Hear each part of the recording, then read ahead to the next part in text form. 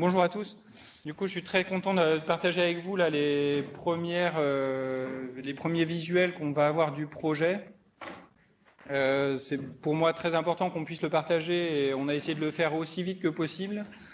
Après, on ne pouvait pas faire plus vite parce que même si le deuxième concours à l'issue duquel on a choisi le projet de Michel Beauvais et associés a eu lieu mi-septembre.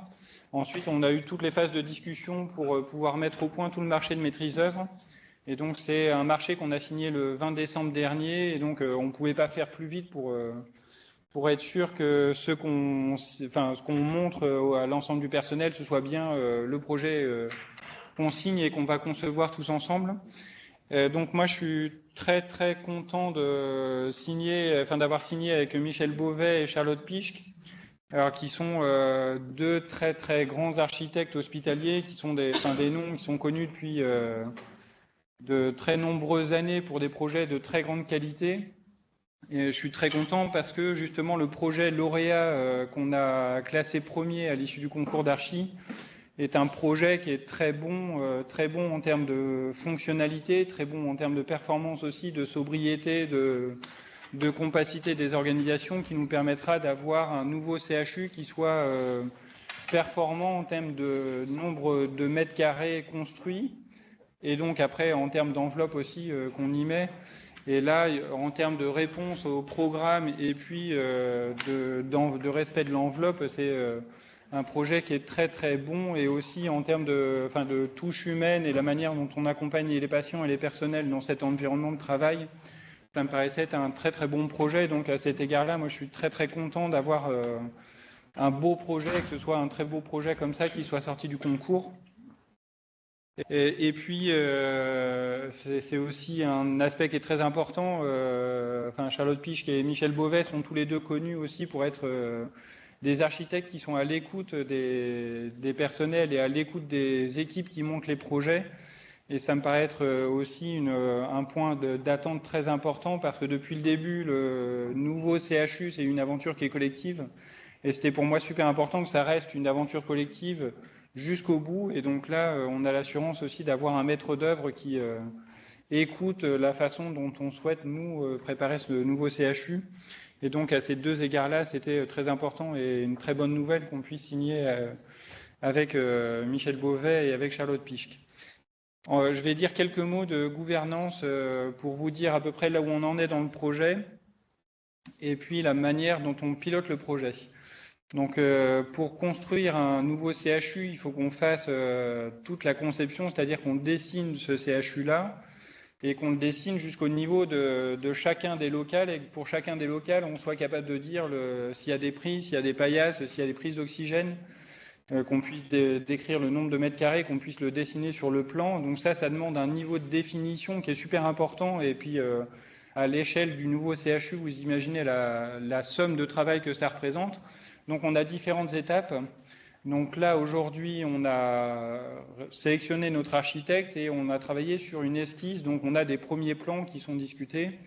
Et on va avoir un travail pour affiner ce travail de dessin de chacun des locaux. Donc on va avoir, après l'esquisse, ce qu'on appelle l'avant-projet sommaire.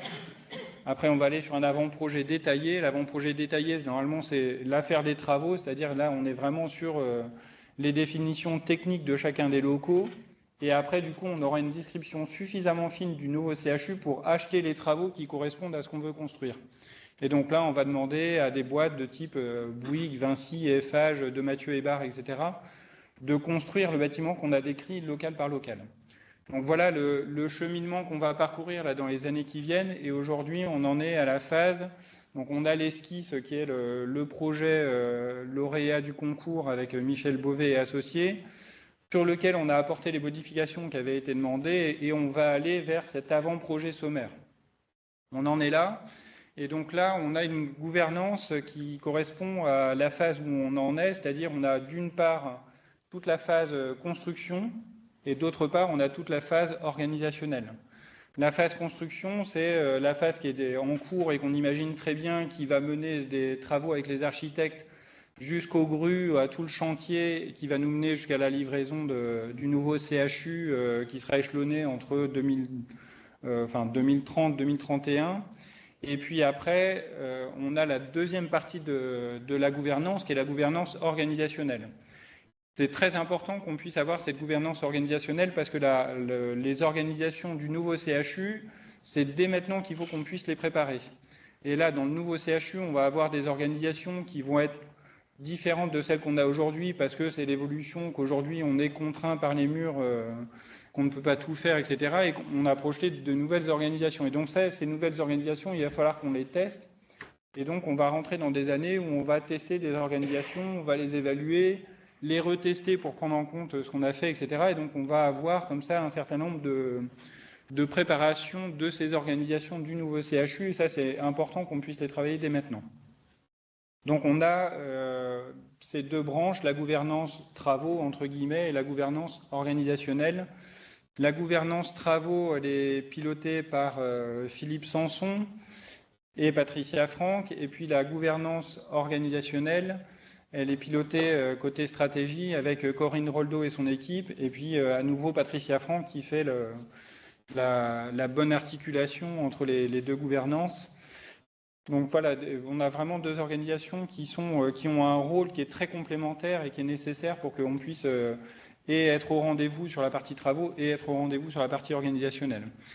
Il y a des groupes de travail qui servent ces deux aspects de gouvernance. Donc on a une trentaine de groupes sur la partie travaux, une vingtaine de groupes sur la partie organisationnelle. Tout ça, ça concerne à peu près 300 personnes, 250 personnes à peu près sur la partie organisationnelle. Donc il y a un bon nombre du personnel qui participe à ces groupes, qui discutent des plans, qui discutent des amendements à apporter pour qu'on puisse avoir vraiment des plans qui correspondent à l'organisation qu'on souhaite. Mais il y a aussi une grande partie du personnel, c'est-à-dire les 9200 personnes restantes, qui ne participent pas directement à ces travaux-là. Et donc c'est pour ça que ça nous paraît important de maintenir de l'information pour que chacun sache comment c'est travaillé et que chacun des secteurs est représenté de manière à ce qu'on puisse avoir un représentant pour l'imagerie, des représentants sur les blocs. Et les représentants sont à la fois des médecins, des soignants, des administratifs, des logistiques, de manière à ce qu'on puisse avoir l'ensemble des métiers et l'ensemble des grandes composantes fonctionnelles qui soient bien représentées et qui puissent bien dire les besoins qu'on a pour dessiner notre nouveau CHU. Donc voilà, j'étais assez long sur la partie gouvernance parce que ça me paraissait important que chacun se figure bien comment le sujet est travaillé. Vous me direz, mais moi j'ai l'impression que c'est un peu une spécificité du CHU de Nancy d'avoir fait un travail à ce point collectif.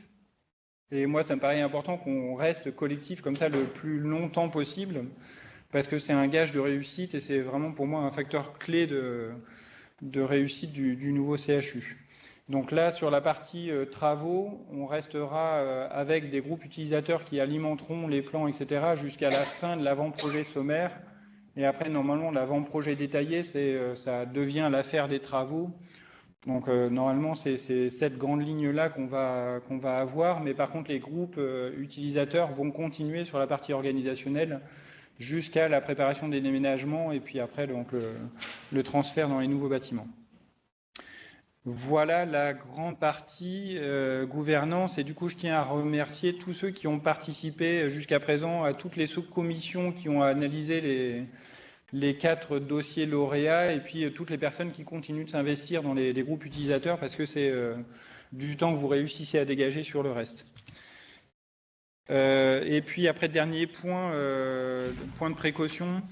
Là, ici, ce qu'on va vous présenter, c'est les grandes lignes du projet. On ne rentre pas dans les secteurs fonctionnels, dans les différentes briques du projet qui sont discutées dans le groupe utilisateur et c'est le lieu où on discute de ces aspects-là, de ces aspects fonctionnels. Et donc, s'il y a des questions, en fait, on peut en prendre note, mais du coup, à renvoyer dans les discussions avec les groupes fonctionnels parce que c'est là où ça doit être discuté, quoi. Donc, si ça vous va, on restera plutôt sur des questions qui ne rentrent pas dans ce niveau de détail-là parce que ce n'est pas l'endroit d'en discuter, quoi. Voilà les grands éléments que je voulais partager avec vous en intro. Et je laisse la parole à Marc pour la suite. Bonsoir à toutes et tous. Quelques mots très rapides. Le message, c'est on avance. C'est-à-dire que le projet avance step by step et qu'on arrive maintenant à des décisions qui sont beaucoup plus opérationnelles qu'auparavant. Donc maintenant, toutes les équipes médicales et paramédicales, il faut qu'elles arrivent à se projeter.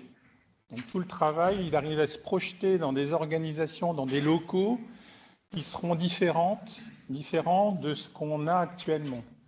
Donc ça nécessite un travail intellectuel qui est passionnant d'une certaine façon et difficile dans d'autres. C'est-à-dire qu'il faut arriver à se projeter dans des locaux qui ne seront pas les mêmes, avec des services qui vont être rapprochés, avec des relations avec d'autres services plus proches les uns les autres qui ne seront pas les mêmes. Donc il y a plein de choses qu'il faut organiser comme ça. Ce qu'on avait bien dit aussi, c'est qu'on arrive sur une logique où sur Bras-Bois, donc vous avez 5 structures bâtimentaires, plus le bâtiment de biologie, plus le bâtiment Iris pour la recherche. Donc tout ça, ça doit être pris en compte avec une logique d'organisation qui est tout à fait, qu'on espère le plus pertinente possible. Pour répondre aussi à une question, c'est que le projet est tellement engagé maintenant et qu'il y a une quinzaine de jours, y compris au niveau du ministère, le projet a été validé sans commentaires importants, donc sans demande de renseignements complémentaires, et donc on continue d'avancer. On ne peut plus imaginer à ce stade que le projet soit arrêté, puisque c'était encore des choses qui se disent parfois ici ou là. Il faudrait un séisme national pour que ce projet soit arrêté à ce stade. Tellement les équipes sont déjà engagées, tellement d'argent est également pour le moment mis sur le tapis pour que ça puisse être arrêté. Donc ce projet, il faut vous mettre dans la tête qu'on est parti. Donc il va falloir l'aboutir, il faut aller jusqu'au bout dans toutes les questions organisationnelles, architecturales que ça pose. C'est quelque chose qui est relativement unique dans une carrière. Donc il faut se dire, ce moment-là, il faut y aller au bout, il ne faut pas le rater. Donc il y a plein de questions qui se posent sur le plan du quotidien des activités médicales et paramédicales qu'il faut arriver à bien se positionner.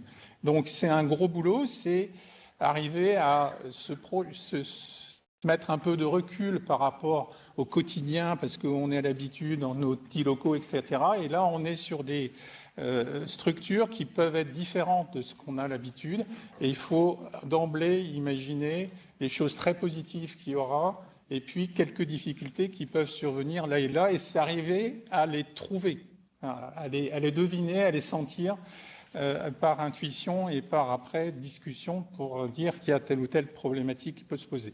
Donc c'est quelque chose qui est passionnant et il faut vraiment y mettre un maximum d'énergie pour que ce projet aboutisse dans les meilleures conditions possibles.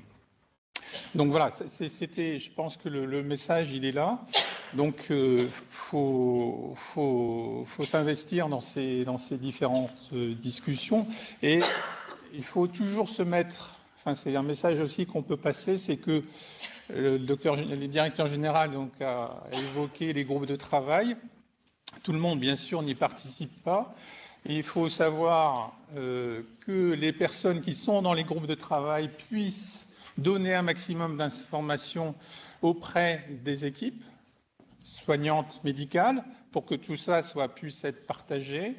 Et réciproquement, il faut que tous les gens qui veulent s'investir dans ces projets, qui essayent de se projeter un maximum sur ce qui peut exister, renvoient aux personnes qui participent à ces groupes de travail pour donner les informations, pour poser des questions qui soient le plus pertinentes possible. Donc voilà, mais je n'irai pas plus loin ce soir sur les commentaires que je peux faire. Vraiment, il faut y aller maintenant. Il faut essayer de se projeter là-dedans et il faut trouver toute solution à tous les problèmes qui pourront arriver. Mais on pourra trouver des solutions, je pense, dans 99% des questions. Donc, merci à toutes et tous pour votre implication. Du coup, maintenant, on va passer la parole à nos deux architectes pour qu'ils puissent vous présenter avec leurs mots et ce qu'ils ont mis dans leur projet. C'est un piège. On a failli avoir un accident.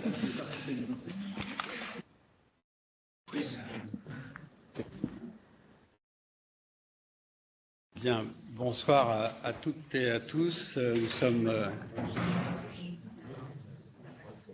très heureux et très fiers d'être devant vous et puis aussi par le privilège que nous avons d'être partenaires de ce grand CHU. Merci, Monsieur le Directeur Général, pour vos propos qui nous touchent beaucoup. Avec Charlotte, on est passionnés du secteur santé au sens large, l'architecture de la santé, depuis quelques années. C'est vrai, c'est un vrai choix. C'est un vrai choix parce que je crois que c'est la plus belle commande qu'un architecte peut rêver. Sensible, complexe, et puis surtout une architecture de consensus, de concertation, d'échange, de dialogue. On apprend avec vous.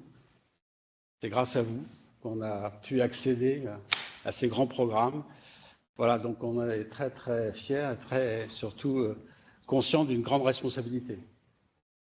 Voilà, donc en quelques images, on va vous présenter ce grand projet.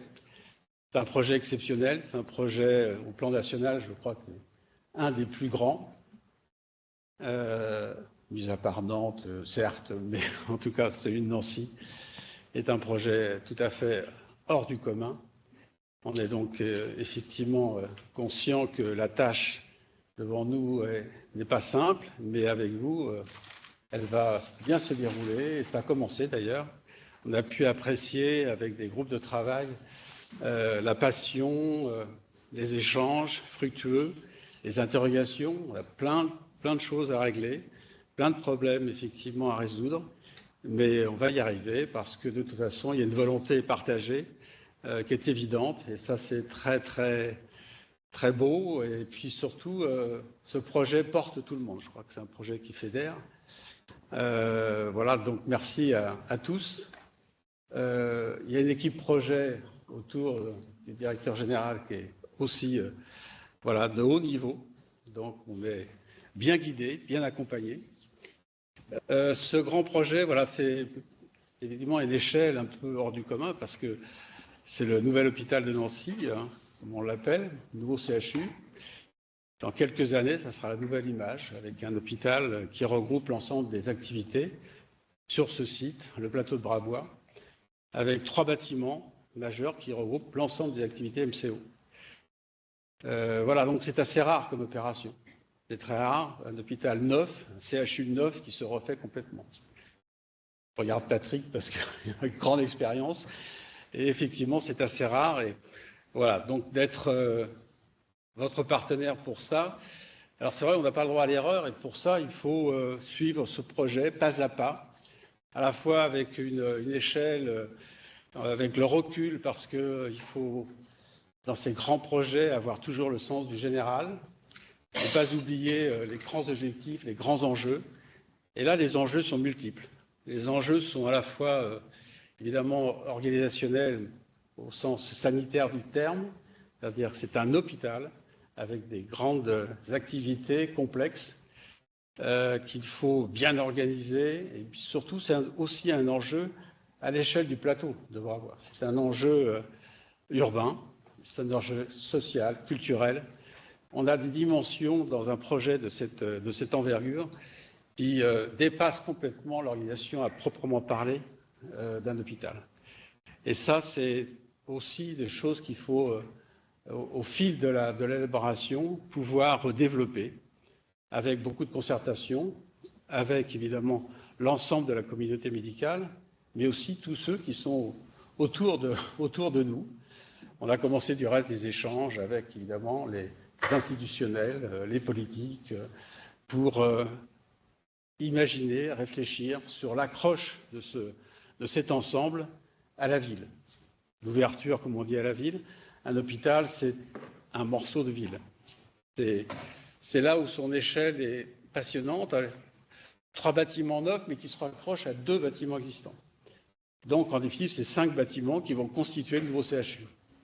C'était ça la difficulté, dans un ensemble cohérent, chaque bâtiment ayant sa spécificité, son pôle d'excellence, mais avec une volonté, évidemment, d'être dans une organisation la plus transversale possible, la plus fluide, la plus limpide et lisible pour les utilisateurs.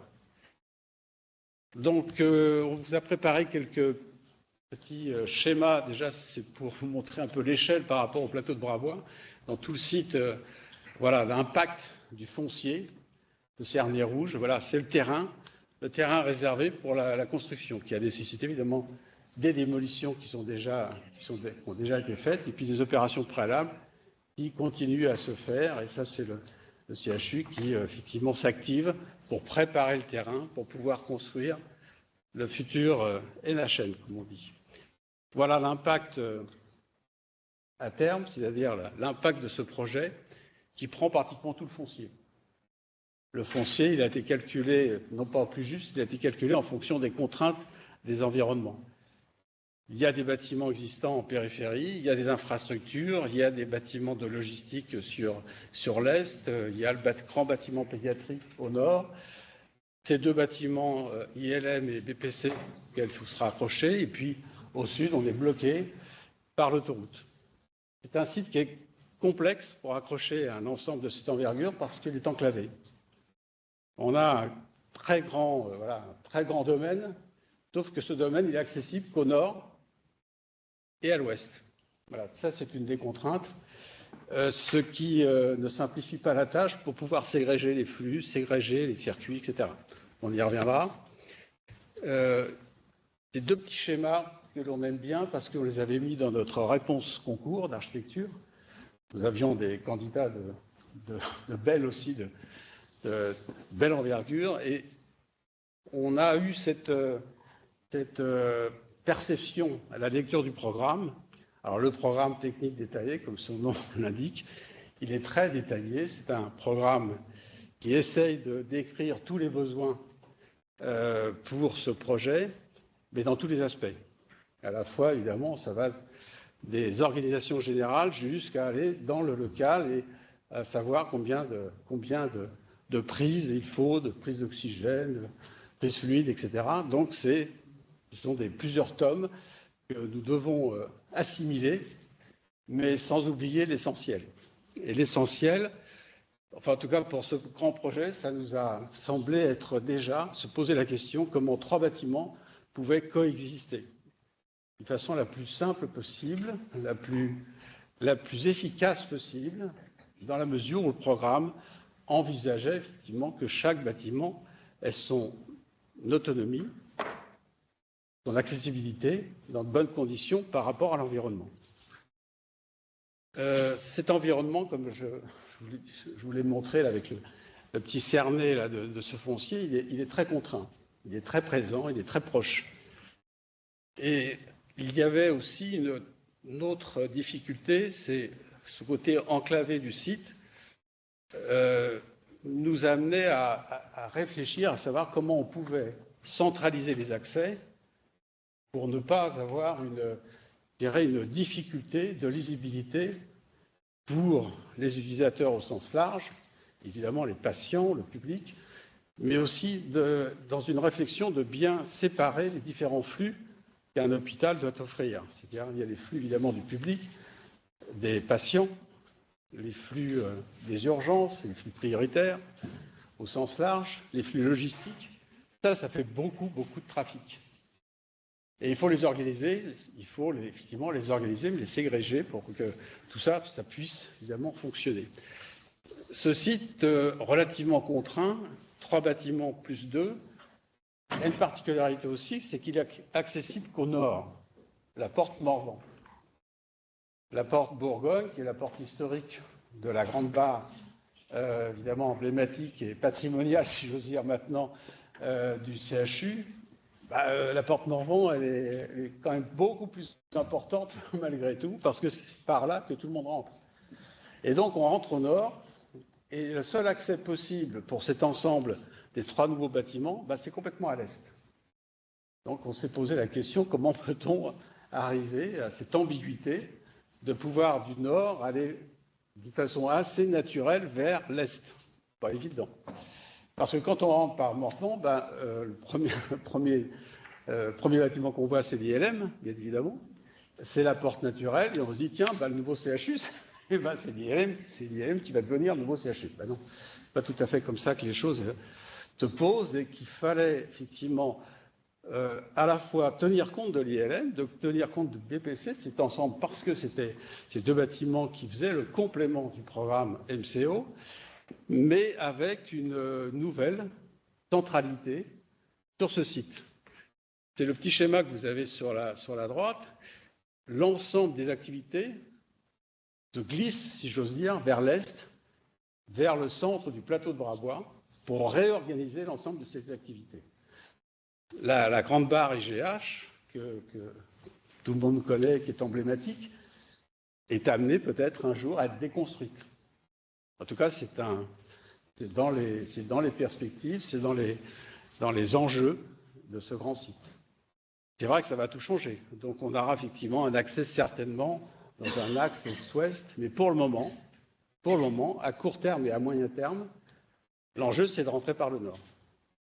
Alors, c'est le premier schéma que l'on voit avec ce triangle. En définitive, on s'est permis d'imaginer peut-être un jour, les choses évolueront dans le long terme pour avoir une respiration sur ce site avec un grand parc, avec des grands jardins, avec une accessibilité aisée et très agréable pour l'ensemble, évidemment, des utilisateurs du CHU, et pour permettre surtout des parcours aisés, faciles et agréables pour rejoindre les différentes entrées.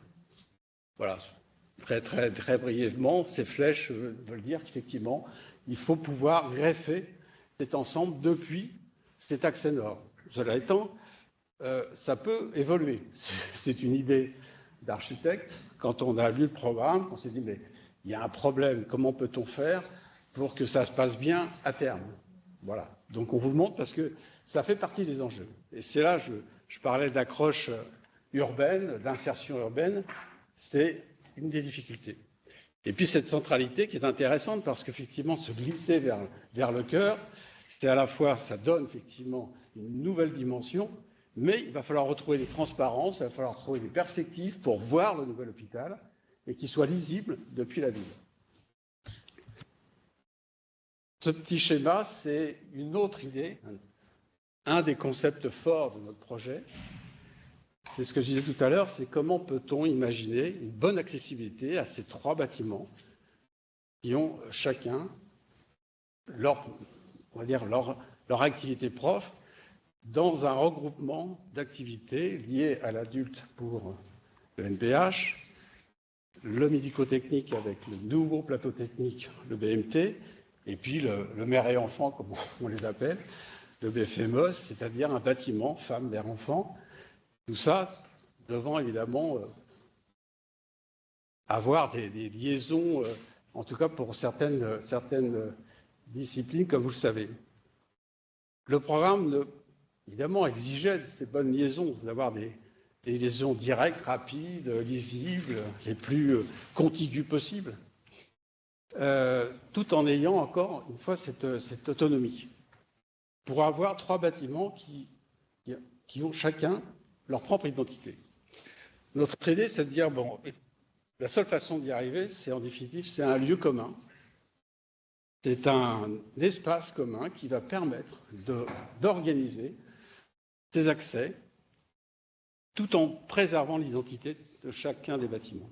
D'où ce hall commun, ce hall partagé, cet espace qui est au départ une volonté de greffe, une liaison forte, mais pour devenir aussi autre chose. C'est-à-dire pas simplement un accueil général, pas simplement des portes, mais aussi des lieux de vie, des lieux de convivialité, des lieux qui peuvent permettre d'autres activités qui se greffent, je dirais, sur ces ensembles cohérents et qui apportent une nouvelle dimension à l'ensemble hospitalier. Voilà, donc on voit ce hall au cœur de ces trois bâtiments. On verra tout à l'heure un petit peu mieux comment ils s'organisent, mais ce qu'on peut dire, déjà je parlais des flux tout à l'heure, c'est, on va en parler que de trois parce que c'est les principaux. Autour de cet ensemble bâti, on doit organiser effectivement depuis le nord, vous voyez le petit pointillé avec la flèche bleue, c'est l'arrivée du public sur ce hall, sur cette entrée principale, pour vous situer face à la petite chapelle, qui est un petit élément patrimonial du site de Brabois, qu'il faut absolument conserver, qui est là comme un point de repère. Ça s'organisait bien, du reste, ce hall, il arrive pile dans l'axe. On l'a fait un peu exprès. Mais en tout cas, donc, il donne un point de repérage et surtout dans un principe de parvis linéaire, de parcours, avec une architecture, vous verrez, de galeries, d'arcades, pour amener naturellement le public vers cette entrée, depuis le nord. Et puis un axe rouge. L'axe rouge, c'est l'axe évidemment des urgences au sens large, c'est-à-dire tous les véhicules professionnels, SMUR, ambulances, VSL, avec une imposition dès le départ, et celle-là, tous les concurrents, les architectes devaient la respecter, bien évidemment, parce qu'elle ne pouvait pas être ailleurs. Cet axe rouge, c'est le long de l'ILM et du BPC, c'est pour desservir, effectivement, l'ensemble des prises en charge des patients, à la fois en urgence légère, mais aussi en bombologie, mais aussi en traumatologie, avec le SMUR. Et là, sur cet axe-là, nous avons greffé en plus, nous, l'accès des couchés au centre de prise en charge des malades couchés, pour les prendre en charge de façon la plus efficace possible, en les protégeant, en leur offrant un bel espace de stationnement, protégé, permettant dans un hall effectivement fermé de rejoindre les différents points de montée dans tous les bâtiments. Puis le flux jaune, c'est la logistique. Cette logistique, elle ne pouvait s'implanter qu'au sud parce que le terrain est en forte déclivité, il y a une topographie assez forte qu'on a exploitée évidemment pour mettre sur la partie sud-ouest l'ensemble des livraisons, ce qu'on appelle la cour logistique, des livraisons, extraction de tous les besoins logistiques. Et de façon que ce flux logistique de couleur jaune soit complètement séparé des autres et en greffe directe avec le quartier, entre guillemets, logistique du plateau de Brabois qui est complètement à l'est, avec une future PUI, avec la blanchisserie, enfin, avec les ensembles de logistique hôtelière et technique. On a même imaginé, et vous le verrez peut-être dans une perspective, un flux automatisé externe avec des robots qui pourront faire la greffe de façon d'éviter au maximum les flux de camions. Je reviens très très vite, alors la vue aérienne de cet ensemble avec effectivement cette centralité, le hall partagé qui distribue au nord le BMT, c'est-à-dire le plateau technique, avec toutes les activités médico-techniques de diagnostic, de prise en charge, interventionnelle, voilà. Donc un grand plateau technique. Sur l'est, le long de cet axe, effectivement, côté chapelle, si j'ose dire, ce grand mile jardin qui est le parvis d'accès, le bâtiment adulte, le NBH, avec des consultations en socle. Charlotte va vous exposer un peu la fonctionnalité. Et puis, sur la gauche, en vis-à-vis du BPC, le BFME, c'est-à-dire le bâtiment femme, mère, enfant, avec toutes les activités obstétriques, gynéco, pédiatriques. Pour faire simple, y compris l'interventionnel. Ces trois bâtiments donc, sont complètement soudés par ce hall, si je veux dire, sur plusieurs niveaux. Mais ces 3 bâtiments se greffent aussi sur l'IM et le BPC, par des galeries de liaison. Pas trop rentrer dans le détail. Et juste pour finir, avant de passer la parole à Charlotte, voilà, c'est ce qu'on appelle dans notre jargon une axonométrie de plateau, comme ça, de niveau, qui symbolise les différents niveaux en partant du rez-de-chaussée bas et le grand hall d'accueil des malades couchés. Sous ce hall partagé, cet espace, ce volume commun aux 3 ensembles, il y a une grande surface protégée, très bien aménagée, qui sera évidemment avec pas du tout l'esprit parking, mais vraiment de l'accueil. C'est une première porte pour les malades couchés dans un ensemble qui sera éclairé naturellement pour accueillir effectivement les malades couchés qui pourront rejoindre depuis ce hall l'ensemble des points de montée des 3 bâtiments. Ça, c'est la première couche, si j'ose dire, de notre hall volume commun. Ensuite, le rez-de-parvis. Là, c'est un ensemble là, qui est naturellement l'entrée principale avec son accueil général, mais pas que. Alors, on a réfléchi à ces prises en charge qui vont certainement évoluer dans le programme. C'est de la prise en charge un peu classique d'admission. Je crois qu'on va certainement évoluer grâce au numérique, des prises en charge qui vont pouvoir peut-être être un petit peu plus, je dirais, un peu plus liées à un dossier patient numérisé, et donc c'est-à-dire moins peut-être de box classiques comme on les a souvent dans les établissements hospitaliers. En tout cas, on a des expériences de notre côté où ça fonctionne plutôt bien, de façon que ce hall puisse offrir beaucoup d'espace très agréable autour d'un grand jardin intérieur, et évidemment une cafétéria, une petite bibliothèque, un espace pour les enfants, mais aussi un espace pour des expositions temporaires, un espace d'information, enfin, beaucoup de lieux comme ça, très agréables.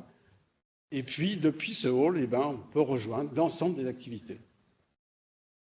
Au-dessus, nous avons les mezzanines qui vont dominer ce hall en double hauteur pour justement compléter les dispositifs de prise en charge, d'accueil des admissions, sans rentrer trop dans le détail. Et puis, pour finir, un jardin suspendu. Un grand jardin accessible au personnel, évidemment aux patients, pour compléter évidemment cet espace très, très valorisant. Voilà, Charlotte, c'est à toi. Merci, Michel. Effectivement, donc on va vous présenter rapidement la grande fonctionnalité donc, des 3 bâtiments. Et en même temps, donc, comme l'expliquait Arnaud Vanès tout à l'heure, on a entre le mois de septembre où on a été désigné lauréat et la signature du mois de décembre, on a commencé à travailler avec les équipes et donc on a mis au point un certain nombre de sujets qui étaient voilà, un petit peu majeurs à reprendre dans le cadre de notre projet. Et puis on a eu déjà toute une série de GTU, comme on dit dans notre jargon, de groupes travail utilisateurs, dans lesquels on a échangé et on a proposé en tout cas ces mises au point de projets. Donc au rez-de-parvis, qui est le niveau d'entrée principal, parce que comme l'expliquait Michel, on a quasi un niveau d'écart entre le rez-de-parvis avec son entrée côté de la chapelle et le niveau rez-de-chaussée bas, je vais y venir tout à l'heure.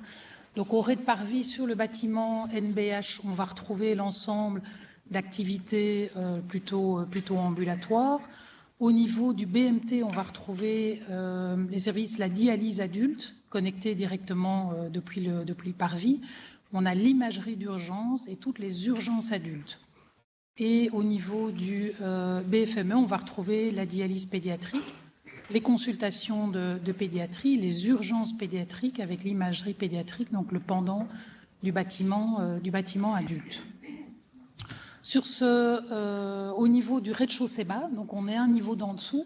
Comme on vous l'a expliqué, on a voulu travailler, donc on a proposé ce grand hall, puisque c'est vrai que le programme préconisait des entrées distinctes, plutôt en périphérie dans la faisabilité des 3 bâtiments. Nous, comme on vous l'a expliqué, on a voulu créer cette centralité. Donc on a profité de la création de ce hall pour, sous celui-ci, créer un grand parking couvert, donc ce qu'on a appelé la dépose des patients couchés, de manière à les déposer dans une zone voilà, sécurisée, chauffée, et pas à l'extérieur, au pied de chaque bâtiment, ce qui va nous permettre, depuis ce niveau, d'aller chercher les points de montée directement dans les 3 bâtiments, dans des circulations couvertes protégées.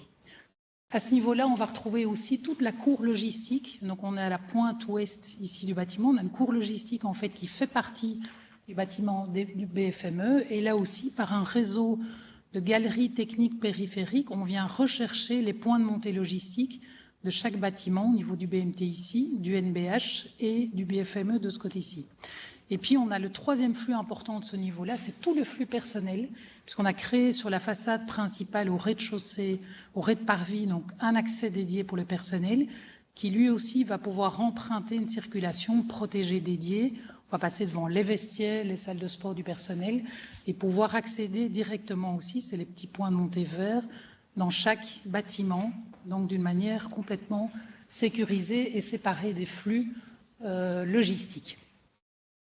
Dans ce niveau-là, on retrouve également tout le SAMUSMUR, donc avec son accès direct, on va trouver également toujours l'accès aux urgences de l'ILM, on va retrouver des locaux techniques, des locaux du personnel et sous le NBH et le BFME, la rééducation, des consultations et l'office et le personnel.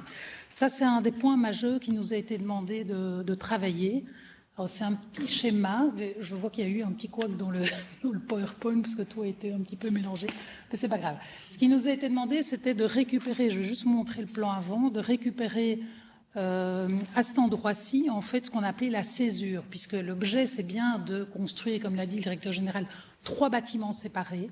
C'est vrai que nous, dans la réponse concours, on avait imaginé un petit peu des locaux, voilà, on voit que la médecine ambulatoire, la rééducation adulte passaient un petit peu sous le NBH et le BFME, donc on a travaillé fin d'année 2024 à retrouver, là où il y a marqué agrandissement patio, à retrouver en fait cette séparation des 2 bâtiments. Et on a retravaillé complètement, alors désolé pour la qualité graphique, mais on a retravaillé complètement avec les équipes, donc les plateaux techniques au niveau du MBH et l'ensemble des consultations, voilà, au niveau ophtalmo et odonto, au niveau partiellement sous le BFME. Donc on a pu recréer cette césure en amenant plus de lumière naturelle aussi au niveau du BFME et de ce rez-de-chaussée bas. Premier étage, on va retrouver au BMT un grand plateau d'imagerie et de médecine nucléaire. C'est un plateau qui est assez important, assez conséquent. Au niveau du NBH, on va toujours retrouver une partie de médecine ambulatoire de consultation. C'est vrai que les consultations, on les a positionnées sur 3 niveaux uniquement. Depuis le hall principal, on va en retrouver, vous avez vu les escalatos ou les escaliers mécaniques qui permettent de désengorger un petit peu les flux verticaux et d'amener un maximum donc, de patients, de consultants au niveau des consultations au rez-de-chaussée bas, rez-de-chaussée bien entendu, et au premier étage. Il n'y a plus de consultations au-delà du premier étage. Donc au niveau du NBH, on va retrouver pour une partie un petit peu d'hospitalisation et des consultations. Et au niveau du BFME, on va retrouver l'ensemble donc, de la maternité sur le BFME. Là aussi, un des points, je ne vais pas trop m'attarder, mais un des points majeurs qu'on nous a demandé de retravailler, c'est un zoom, on le voit ici, mais vraiment tous les schémas ont été massacrés par l'insertion du PowerPoint. Donc on a un zoom, on a retravaillé en fait toute la médecine nucléaire, donc il y a une partie du bâtiment du BMT, on a retravaillé les flux, on a retravaillé l'accès à des petits cabines de déshabillage, enfin voilà, pour vous montrer qu'en fait les plans ont continué à être travaillés avec l'ensemble des équipes. Deuxième étage, on a au niveau du BMT le premier plateau chaud qui est donc le bloc opératoire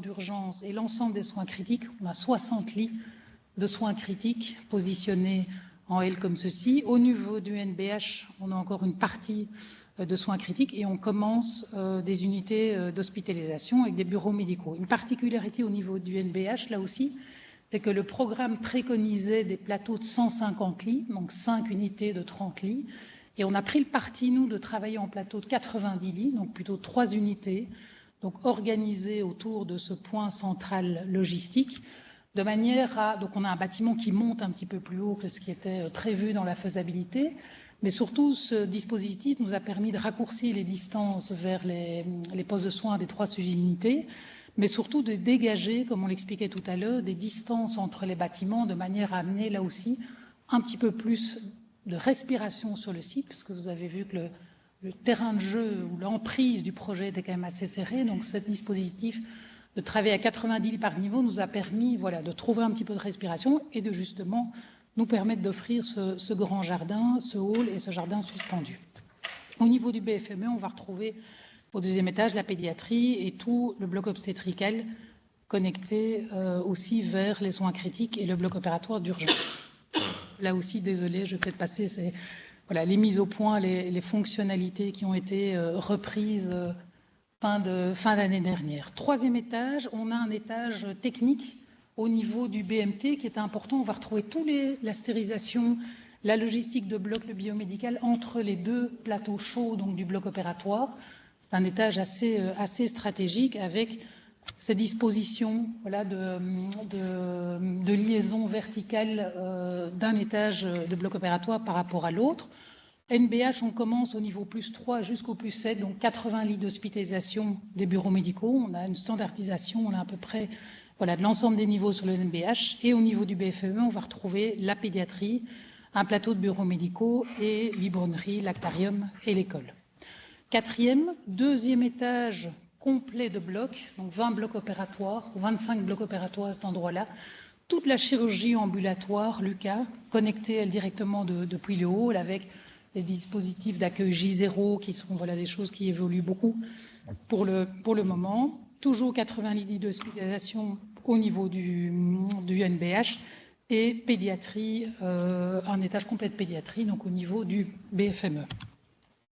Ça aussi, c'est un petit schéma que je vais passer très rapidement. C'est l'optimisation au niveau du bloc opératoire et des circuits. Le travail qu'on a effectué au niveau donc de Lucas pour optimiser tout ça. Cinquième étage, on a décidé aussi, on a proposé dans le cadre du rendu concours de positionner le restaurant du personnel donc à ce niveau-là. Et donc une des mises au point qu'on est en train de faire, vous allez le voir, c'est donc de remonter une partie de la cuisine au plus proche du restaurant du personnel qui était initialement au niveau du rez-de-chaussée bas. Et donc 6e et 7e, on retrouve donc 2 niveaux complets d'hospitalisation et on a les listations, double listation connectées avec l'axe rouge directement aux urgences, aux SMUR, aux soins critiques et au bloc opératoire d'urgence au niveau du BMT.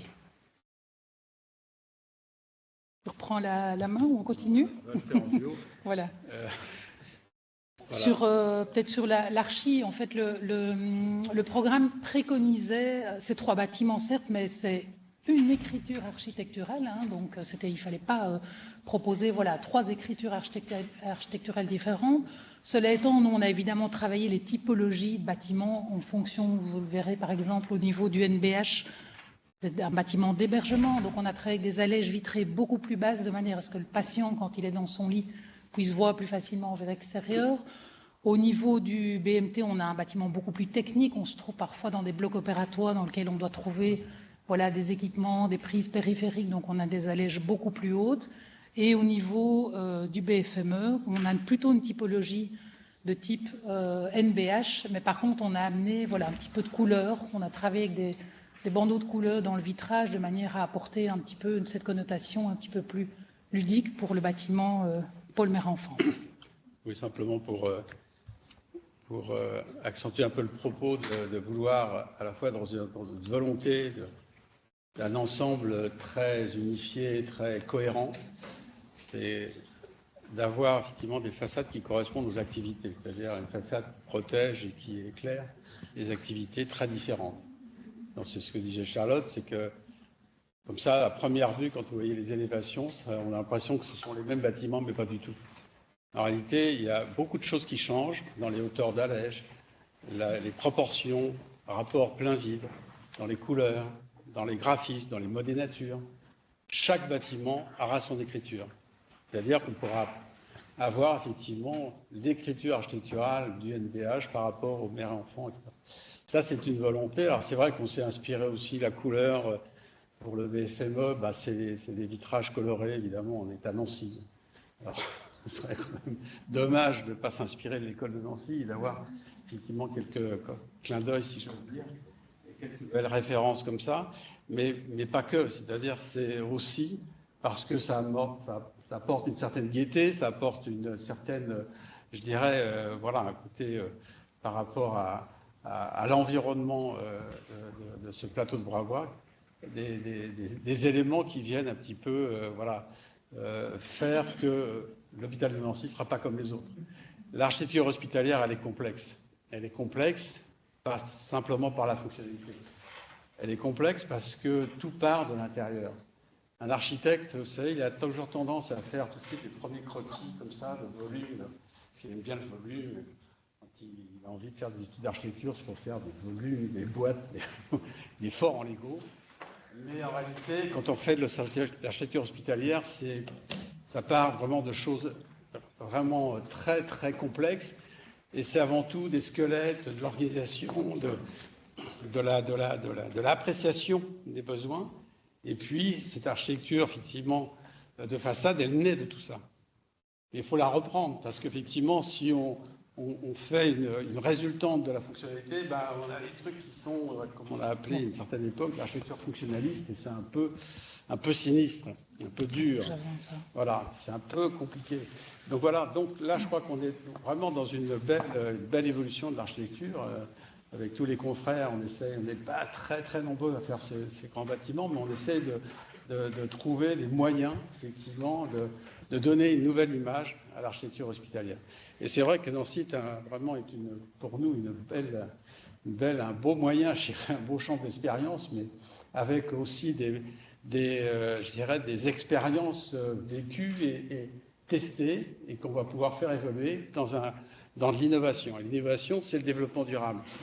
Là, vous avez à l'écran donc des matériaux qui vont être utilisés pour certains bâtiments, pour certains planchers. On va utiliser le mixte bois-béton.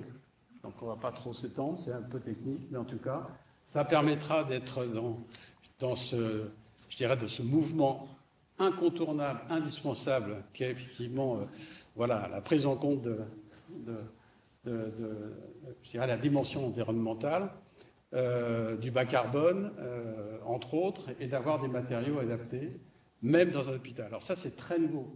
C'est très, très nouveau, parce que c'est pas si facile que ça, d'être à la fois dans les exigences réglementaires d'un établissement hospitalier au sens large, qui est certainement un des plus complexes et un des plus, sur le plan réglementaire, un des plus durs, en sécurité incendie, en sécurité hygiène, bien sûr, pour prendre que ça. Et là, on a réussi sur certaines parties du bâtiment. Là, c'est pour l'NBH et pour le BFME, nous aurons quelques planchers qui le permettent, au niveau de la portance, au niveau du poids, d'avoir effectivement ces planchers bois-béton qui sont effectivement très éprouvés, qui sont effectivement tout à fait normalisés, mais très nouveaux pour l'hospitalier. Comme les façades bois pour toujours le BFME et le NBH, des façades qui effectivement vont rentrer dans cette logique bas carbone d'une dimension éco-responsable, comme on dit, pour ce grand bâtiment. Alors ce sont des façades qui vont effectivement être, vous ne verrez pas le bois ne sera pas apparent, en tout cas en façade extérieure. On le verra plus dans le hall, le bois sera très présent, mais en tout cas par rapport à cette façade, là vous avez le parvis, la perspective du parvis d'entrée, avec certainement aussi un parcours culturel, avec des sculptures, on verra ça à ce moment-là, mais en tout cas, on a la chance d'avoir un très très beau site et on va essayer d'exploiter au maximum, si vous voulez, justement tous ces parcours et l'échelle de ce site pour avoir, vous voyez, là une écriture du plateau technique, l'écriture comme ça de façade avec des petits monos comme ça très réguliers qui permettront la modularité pour l'avenir, c'est-à-dire dans le cadre d'évolution des fonctions. Ça permet de déplacer les cloisons, de les remettre à d'autres endroits sans pour autant changer les façades. Ça, c'est très important, c'est l'évolutivité des fonctions. Un hôpital bouge toujours, les activités sanitaires évoluent considérablement en permanence. Et il faut effectivement intégrer ça dans nos réflexions dès le départ. Voilà, vous avez le jardin suspendu de ce hall commun, partagé comme on dit. Là, vous avez une vue de sud-ouest avec la logistique, la cour logistique qui est sous le bâtiment. On a profité de la grande déclivité du site. Sur la droite, vous voyez des petits... En réalité, ce sont des petits robots qui sont automatisés et qui longent la façade pour rejoindre effectivement tout le quartier logistique. En tout cas, ce sont des petits engins, des robots domestiques qui existent dans le marché. Il faut les tester maintenant en externe, c'est en train de se faire. Et on a bon espoir que ce sera possible, évidemment, pour Nancy. En tout cas, c'est le but. Et ça va améliorer considérablement toutes les études de trafic et la perturbation qu'on peut avoir avec les extractions et livraisons de la logistique hôtelière et technique. Voilà. Et puis quelques belles perspectives, Charlotte. Rapidement, oui.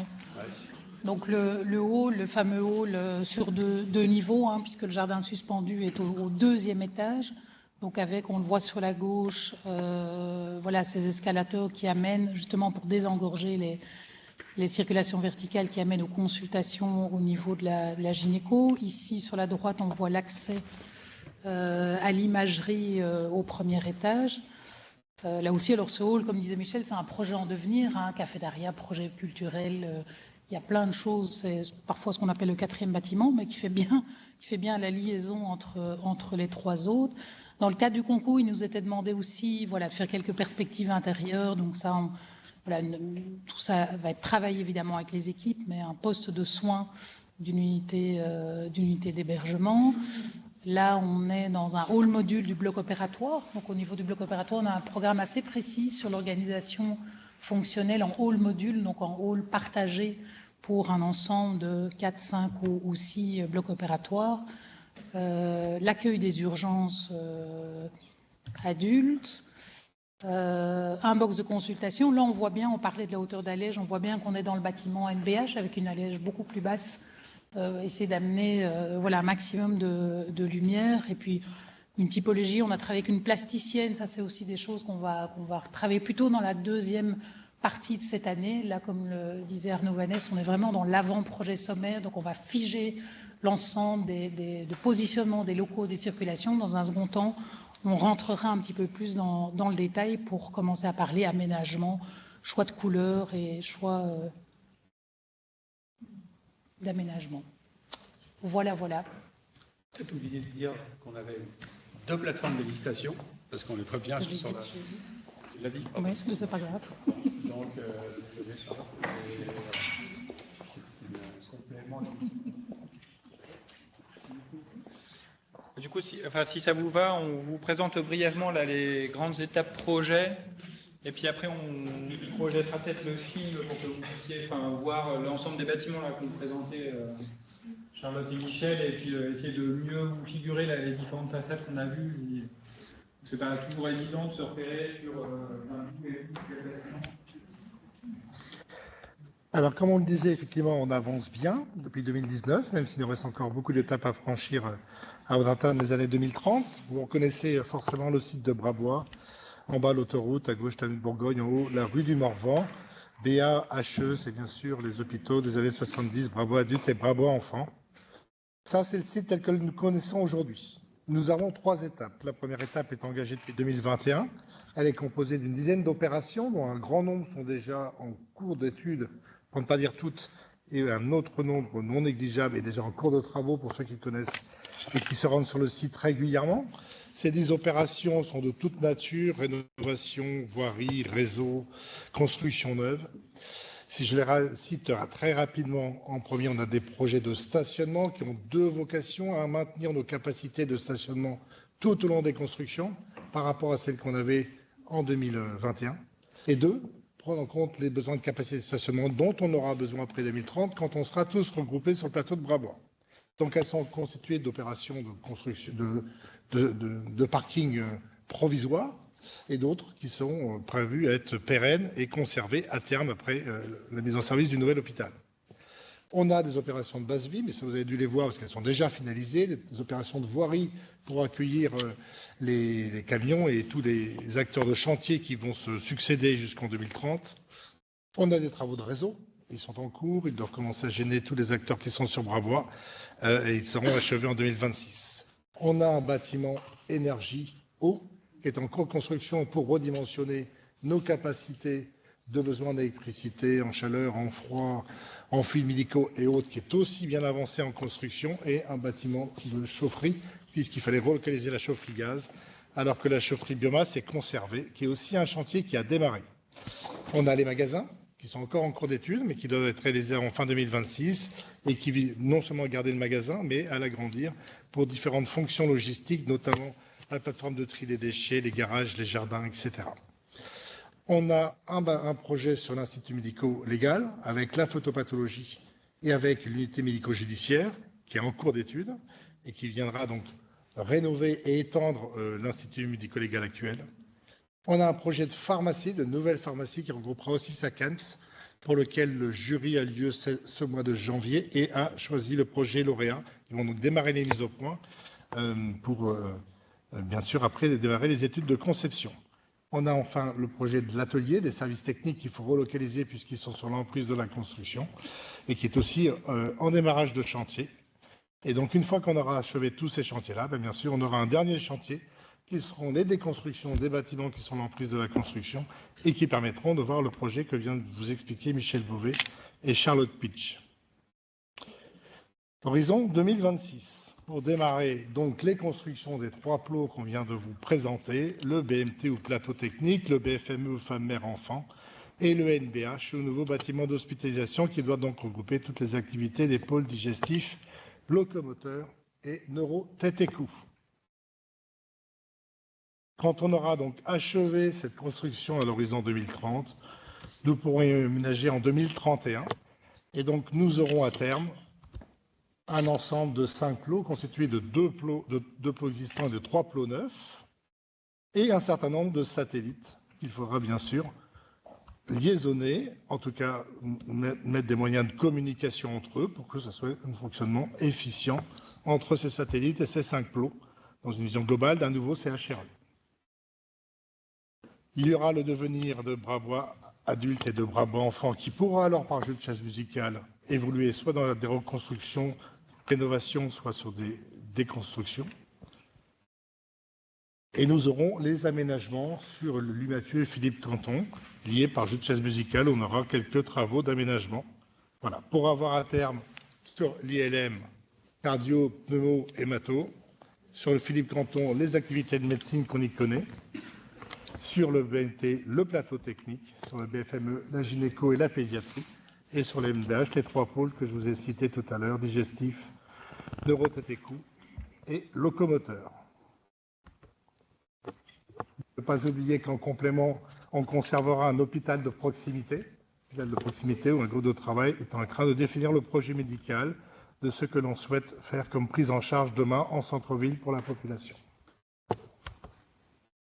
Les étapes franchies sont déjà nombreuses, vous les voyez ici répertoriées, puisqu'on est fin 2024 et donc, comme on vient de le dire, on vient de signer le marché de maîtrise d'œuvre de l'opération principale, après des étapes précédentes comme le programme, les enquêtes publiques, la convention constitutive d'un groupe d'intérêt de mobilité Sud 54 qui nous sera bien précieux pour améliorer les mobilités sur le plateau de Bras-Bois, ou l'arrêté préfectoral d'autorisation environnementale. Pardon, c'est notamment ce groupement d'intérêt public, la logique mobilité, qui prévoit la construction d'une nouvelle bretelle d'accès sur le plateau de Bras-Bois. C'est organisé par les préfectures avec les différents services de l'État, les services de la métropole, etc. Avec du coup les études qui sont déjà financées dans cette page-là de programmes régionaux. Et puis dans les prochains financements régionaux, il y aura le financement de la bretelle, cette fois-ci les travaux en tant que tels.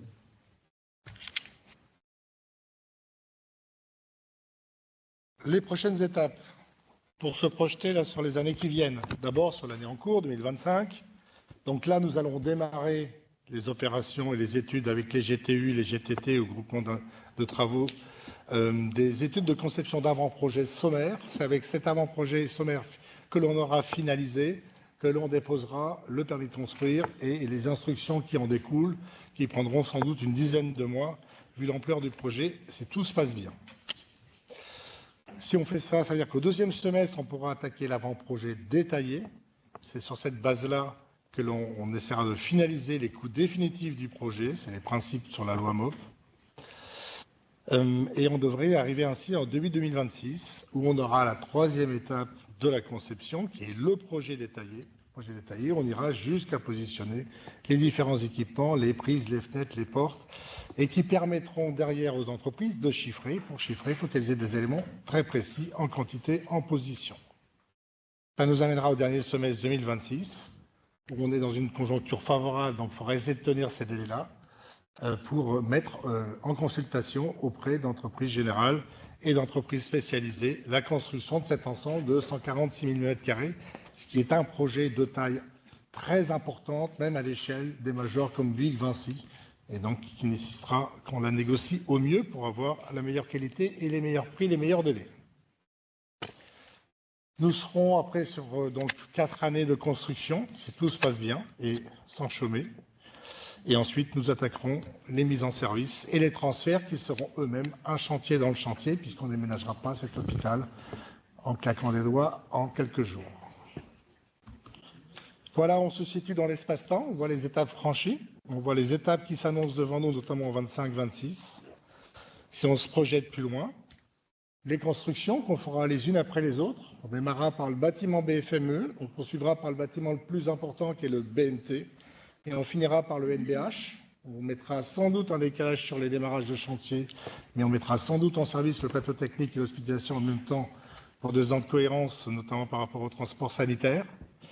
On aura ensuite donc à faire ces déménagements, ces installations d'équipements neufs qui nous amèneront sans doute un délai de 3 à 6 mois qui reste à préciser.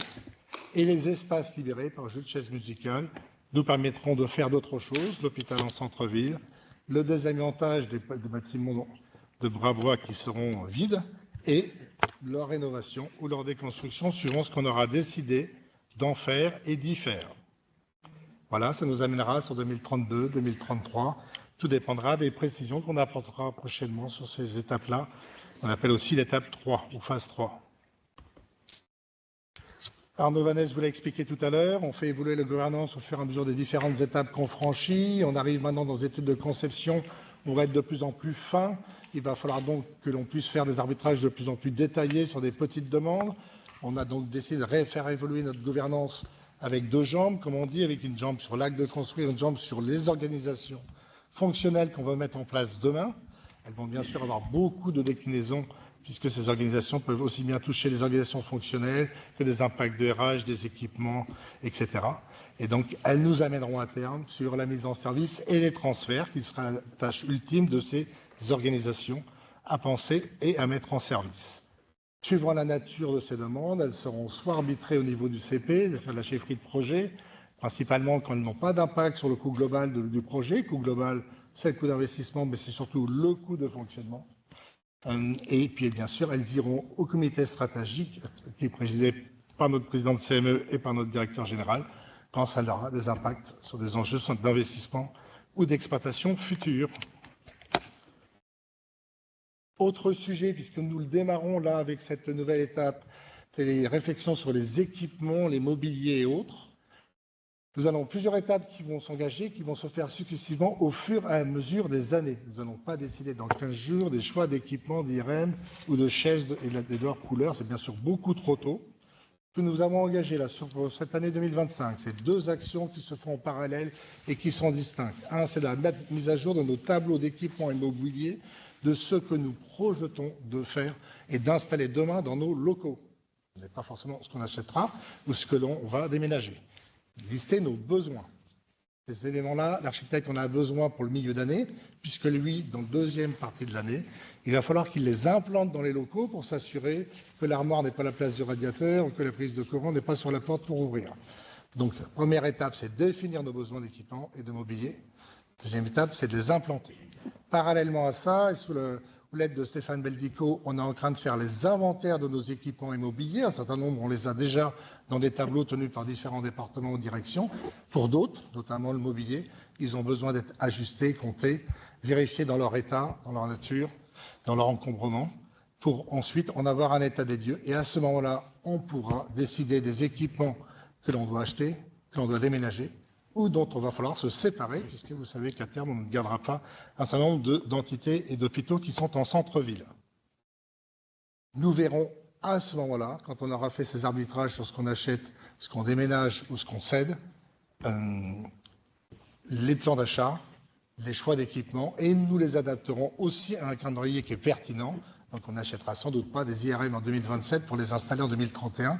Ça sera pareil sur l'informatique, c'est beaucoup trop tôt, vous savez que ça évolue très très vite.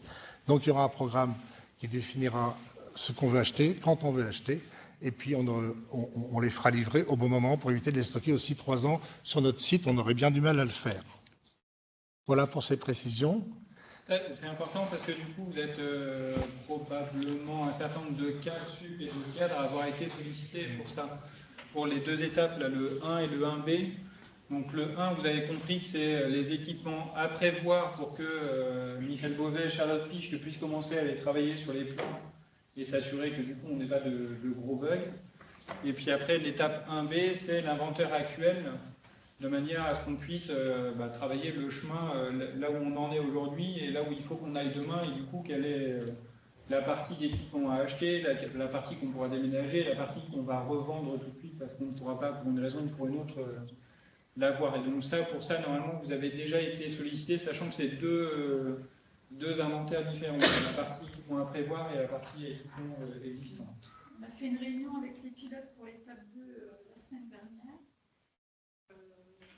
Les cadres sup, et là, pour la 1B, on a une réunion demain avec les pilotes paramètres pour bien expliquer ce qui est attendu et qu'ils aient tous les bons tableaux pour chaque côté. Ouais. Et ça, du coup, on refera de l'information à différentes réunions et par mail pour que l'ensemble des différentes étapes soit bien clair et bien comprise par tout le monde. On va peut-être passer juste le film pour que vous puissiez avoir les uns et les autres le visuel, et puis après on passera aux questions-réponses. Ouais. Du coup, le temps que ça se mette en place. On peut prendre les premières questions ou celles en ligne. Alors du coup, les premières questions en ligne.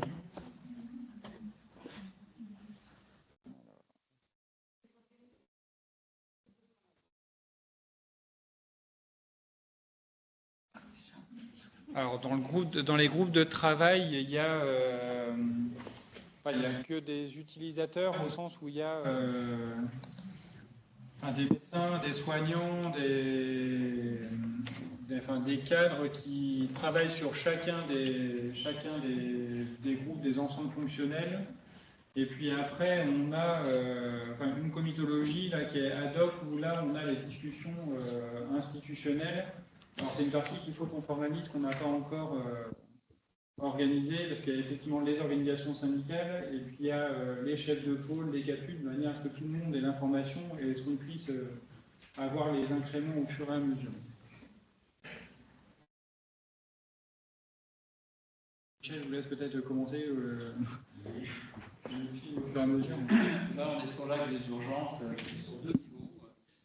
Niveau bas, effectivement, l'accès des malades couchés. Niveau des différentes portes des urgences adultes. Là, on voit, il y a les urgences adultes avec le SAS d'arrivée. Un petit peu plus loin sur le même axe, mais évidemment très, très séparé, les urgences pédia, les urgences du mère et enfant.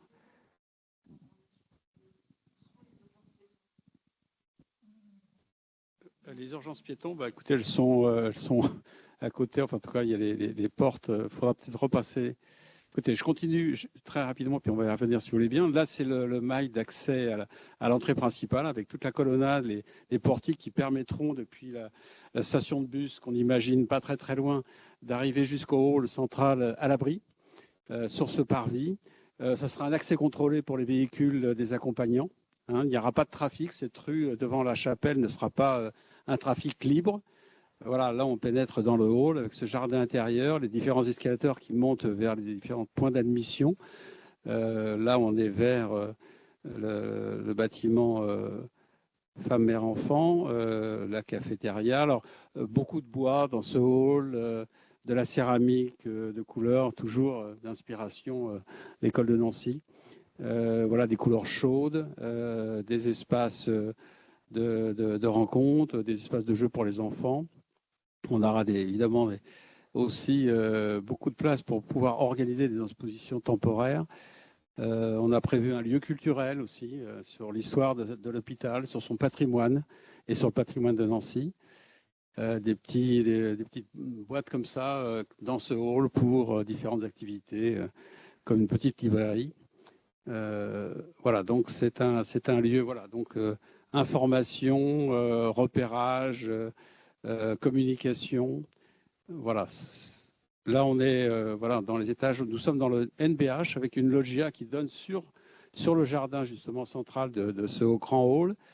On a vu tout à l'heure les perspectives, une circulation d'hébergement dans le bâtiment adulte, voilà, de la présence, pareil, dans les chambres de matériaux chauds, très cosy, si j'ose dire. Voilà, beaucoup de lumière, mais douce, régulée. Évidemment, là, on le devine, on est dans la pédia. Comme le disait Charlotte, on va faire intervenir des plasticiens. Là, on a une artiste avec laquelle on travaille souvent pour nos bâtiments, mais je crois qu'on fera appel aussi à d'autres artistes, évidemment, dans un projet culturel qui est à mettre en place. Voilà, donc ce hall est un espace pour nous, voilà, qui va générer beaucoup je crois, d'idées auprès de toutes les équipes. Et on est à votre écoute pour le mettre à niveau de tous ces enjeux. Voilà, grand jardin qui sera, je pense, très agréable, protégé des vents, à l'abri, avec quand même des perspectives.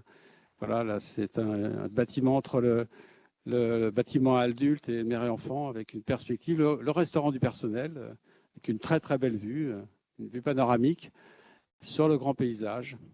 Et voilà, donc, et là, on voit donc la petite chapelle en bas, là, vous repérez, avec l'axe et tout ce parvis, et puis l'accroche vers la porte Morvan, comme je disais tout à l'heure.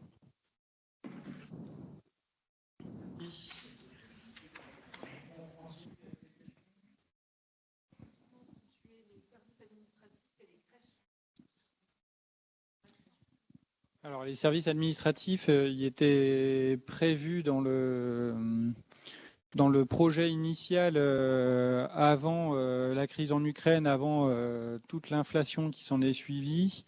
Il y avait un bâtiment administratif qui était prévu, qui était un bâtiment ad hoc.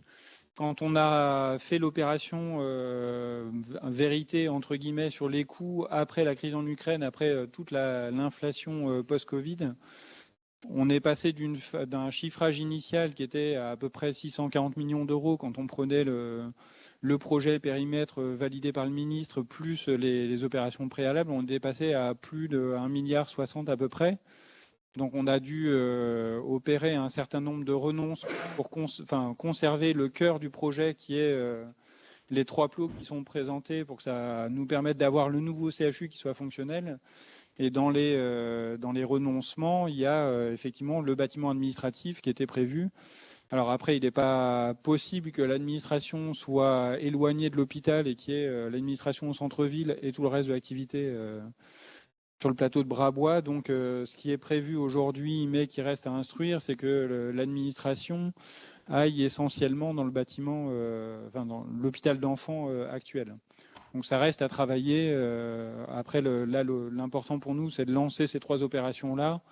Et puis ensuite, on aura le temps de s'attaquer à tout l'hôpital d'enfants. Et sur les crèches, donc c'est un point qu'on a en tête aussi, qui fait partie des sujets sur lesquels on doit continuer à travailler. Donc aujourd'hui, on n'a pas la définition de où sera la crèche sur le nouveau site. C'est pareil, c'est quelque chose qui est à travailler pour que la nouvelle crèche soit au rendez-vous en 2031-2032 quand on va transférer les activités. Dans les autres sujets comme ça, pour lesquels on n'a pas les réponses aujourd'hui, mais qui sont les sujets sur lesquels on est en train de faire les rétro-calendriers pour savoir à quel moment on doit être fixé, il y a l'internat, parce qu'il faudra qu'on ait une réponse à ça. Et puis on a le sujet des amphithéâtres aussi, puisqu'il était prévu dans le bâtiment de l'administration, des amphithéâtres pour qu'on puisse continuer à fonctionner avec une composante hospitalo-universitaire qu'on ne peut pas ignorer et qui ne peut pas se contenter des amphis qui sont côté fac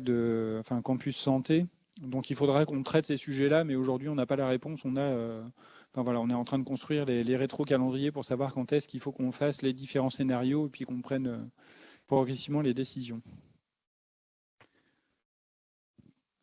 Et puis après, je prends la question de Dr Siat. Y a-t-il dans le jardin des protections anti-déforestation et une question sur les nuisances sonores éventuelles dans le grand hall? C'est prévu pour éviter les nuisances sonores.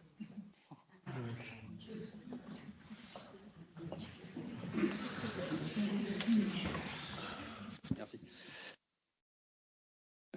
Bien, alors effectivement pour les enfants, toutes les protections sont prises. Il y a des systèmes, il y a plusieurs systèmes pour éviter effectivement que les enfants puissent avoir des risques à la fois par rapport aux baies, mais par rapport aux portes, par rapport, voilà, c'est un certain nombre de dispositifs dont on a l'habitude évidemment de mettre en place pour assurer cette sécurité. Dans certains services, évidemment, les châssis sont fixes parce que les services sont conditionnés. Ça, c'est lié à l'activité. Hein. Des services, évidemment, sensibles, comme des soins intensifs, par exemple, ou la néonate, la réa néonate. Ça, c'est évident. Mais dans l'hospitalisation, comme le disait Charlotte, avec ces grandes baies, avec des allèges basses, évidemment, ce n'est pas parce que les allèges sont basses que c'est dangereux. Bien au contraire, on remonte la partie justement entre la partie fixe et la partie ouvrante avec des dispositifs qui ne permettent pas effectivement d'ouvrir complètement la fenêtre. Voilà, simplement pour le nettoyage, pour les services de maintenance. Alors pour l'acoustique du hall, ça c'est une question qu'on m'a déjà posée. Évidemment, elle est préoccupante parce que c'est un grand volume, double hauteur. Donc nous avons dans notre équipe un ingénieur acousticien qui est un bureau d'études connu. Et nous avons évidemment sollicité dès le départ de notre montage d'équipe pour justement l'ensemble des problématiques acoustiques. Il n'y a pas que le hall, il y a la présence de l'autoroute. Et ça, je dois dire que la présence de l'autoroute, c'est un des sujets, certainement pour nous, les plus sensibles, parce que cette nuisance sonore est relativement importante. Donc on va faire très rapidement des essais diurnes et nocturnes pour pouvoir apprécier les dispositions qu'on doit prendre sur le bâtiment adulte, qui est un bâtiment haut, et le bâtiment, effectivement, femme, mère, enfant. Voilà. Sur l'acoustique du hall, vous avez vu, plafond bois. Alors tout ça, ça va être négocié avec les services pompiers, etc. Parce que le bois, en France, en tout cas, dans d'autres pays nordiques, ça ne pose aucun problème. En France, c'est toujours un peu compliqué, mais on y arrive. Évidemment, ça améliore considérablement l'acoustique, mais pas qu'avec ce type de matériaux, avec des dispositifs beaucoup plus sophistiqués. Mais évidemment, c'est prévu, sinon l'objectif ne serait pas du tout atteint, alors qu'on veut un lieu, justement, au contraire, très rassurant, très humain, très cocon, malgré son échelle. Voilà, donc c'est un sujet, vous avez raison, très, très important. J'avais deux questions. Il n'y avait pas moyen de relier le grand hall au bâtiment à l'ILM et au... Du coup, je répète la question pour ceux qui sont en ligne, qui n'entendent pas les questions. Du coup, votre question, Dr Siat, c'était de savoir si le hall ne peut pas être connecté à ILM et BPC. Alors en fait, ils sont reliés. C'était déjà prévu au programme et ça a plutôt été repris par l'équipe d'architectes. Il faut avoir en tête qu'on est décalé de 2 niveaux entre l'ILM BPC et les 3 plots qu'on construit à cause du terrain. Donc au niveau rez-de-jardin, sous le hall, là où arrivent les déposes minutes, il y a une galerie qui traverse les 3 bâtiments et qui va vers les 2 autres bâtiments où ils arrivent sur la passerelle qui relie ces 2 bâtiments. Donc il y a déjà une passerelle qui va relier les 5 bâtiments, qui sera d'un côté rez-de-jardin des 3 constructions et de l'autre côté premier étage des deux plots existants.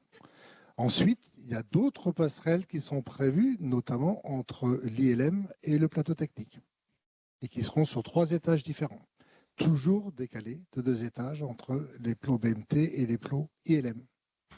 Voilà. Quand on sera au rez-de-jardin, entre les 3 nouveaux bâtiments, il y aura une passerelle qui partira de là et qui arrivera où alors? Donc, elle part entre les 3 plots. Donc, d'un côté, vous avez le BMT, de l'autre côté, vous avez les 2 autres. Elle est sur cet axe entre les 2. Donc, elle est Elle est ici, hein. Elle est là, cette passerelle. Quand elle arrive ici, elle devient aérienne. Elle vient rejoindre la passerelle qui est ici. Alors, désolé pour son distanciel, je n'ai pas pu la remontrer. Il faudrait que je prenne le curseur. Voilà.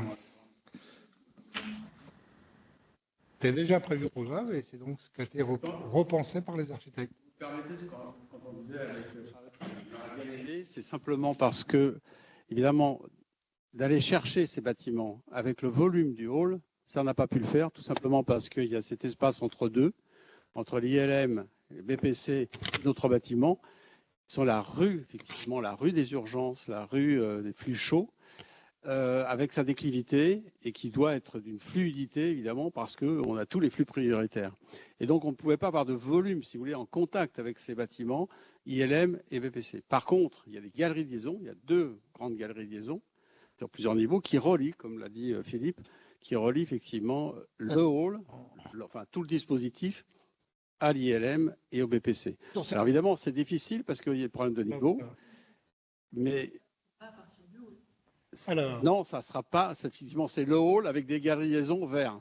Voilà, tout à fait. C'est pour ça qu'on aurait bien le hall à l'avoir. Chaussée, ça vous fait arriver au 2e étage de l'ILM. Donc c'est un peu haut pour l'ILM. C'est ça qu'il faut. C'est notre problème de décalage qui fait ça.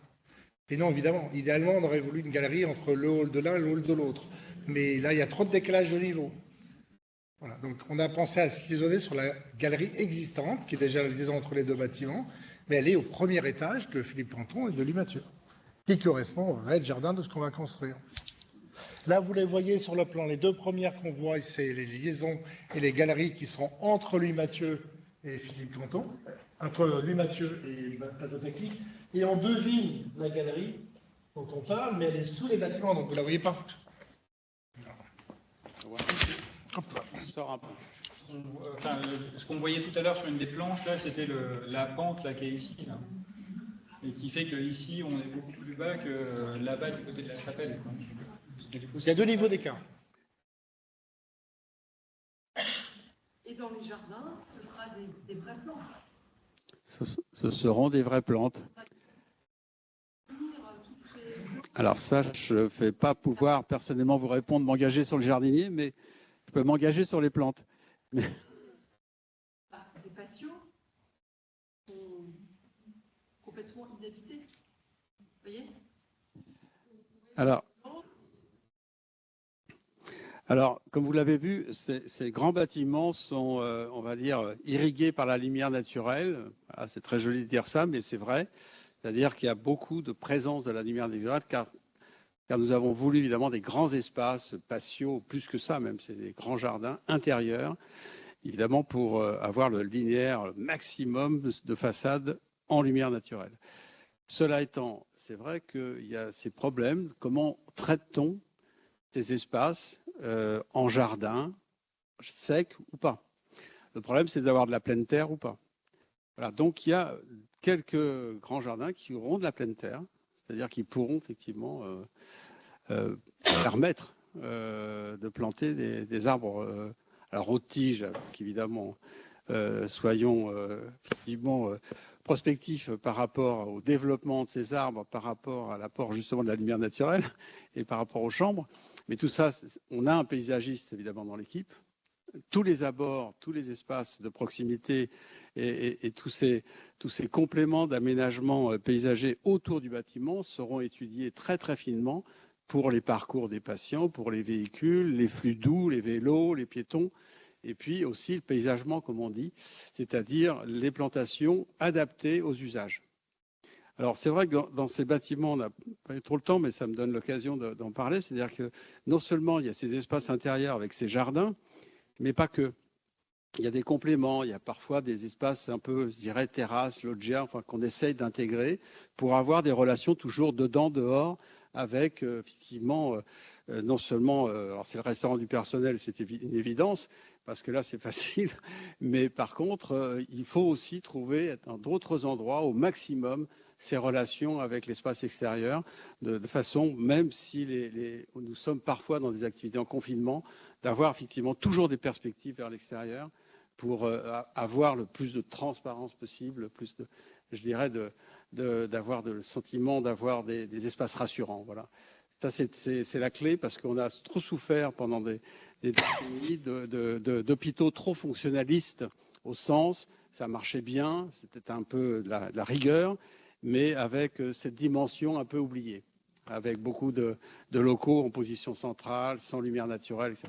Ce qui n'est pas le cas là. Au maximum, nous avons fait évidemment très très attention à tout ça. Et dans les questions, il y a le lien entre les nouveaux bâtiments, le BBB et la PU.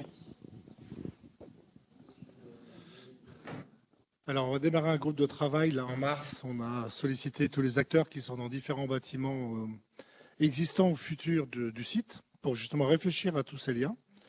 Bien sûr, tout ne sera pas avec des galeries, hein, sinon il faudrait refaire des trous de partout et puis ça sera compliqué. Mais néanmoins, il faut qu'on appréhende effectivement tous ces liens entre la pharmacie, le HSI, les laboratoires, Iris, etc. et voir comment on les fait fonctionner les uns les autres. Donc c'est effectivement un travail maintenant qu'on connaît le projet qu'il faut qu'on entame et qu'on va donc entamer. Voilà. Je n'ai pas fait une réponse parce que la réponse, je ne l'ai pas encore. C'est le groupe qui va appréhender tous ces sujets-là, qui on pourra sans doute préciser des éléments plus clairs dans 6 mois ou 1 an, suivant l'avancée de ce groupe de travail. Avec le volet, ça va être au max en pneumatique. Ça permettra d'avoir une communication qui soit moderne.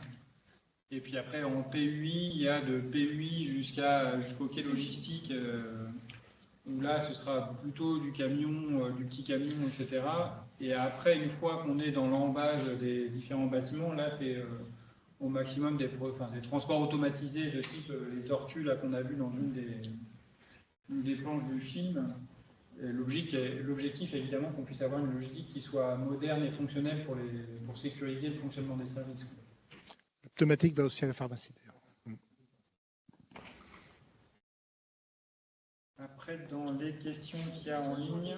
Est-ce que la hauteur du mur permettra l'accueil des poids lourds on n'accueillera pas tout suivant la hauteur, mais ce qui a été prévu au programme et qui est respecté et qu'on a calé sur les altimétries entre les bâtiments construits et les bâtiments existants, c'est 4,50 m de plancher à plancher sur ce niveau rez-de-jardin, c'est le niveau le plus haut. Et ça permet quand même de rentrer un certain nombre de véhicules d'urgence avec leur antenne. Donc on ne rentrera pas tout, mais on rentrera à la très très grande majorité des équipements et des équipements lourds, parce que les antennes, c'est très haut.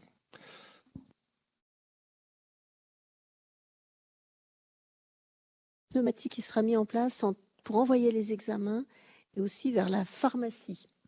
Et le pneumatique, aujourd'hui, il relie déjà le BBB. Dans le BBB, il y a l'EFS et les laboratoires. Il reliera donc toujours ces fonctions-là, où qu'elles soient. Elle reliera la pharmacie, il reliera les 3 plots et il reliera aussi les autres fonctions existantes, notamment l'ILM et Philippe Canton.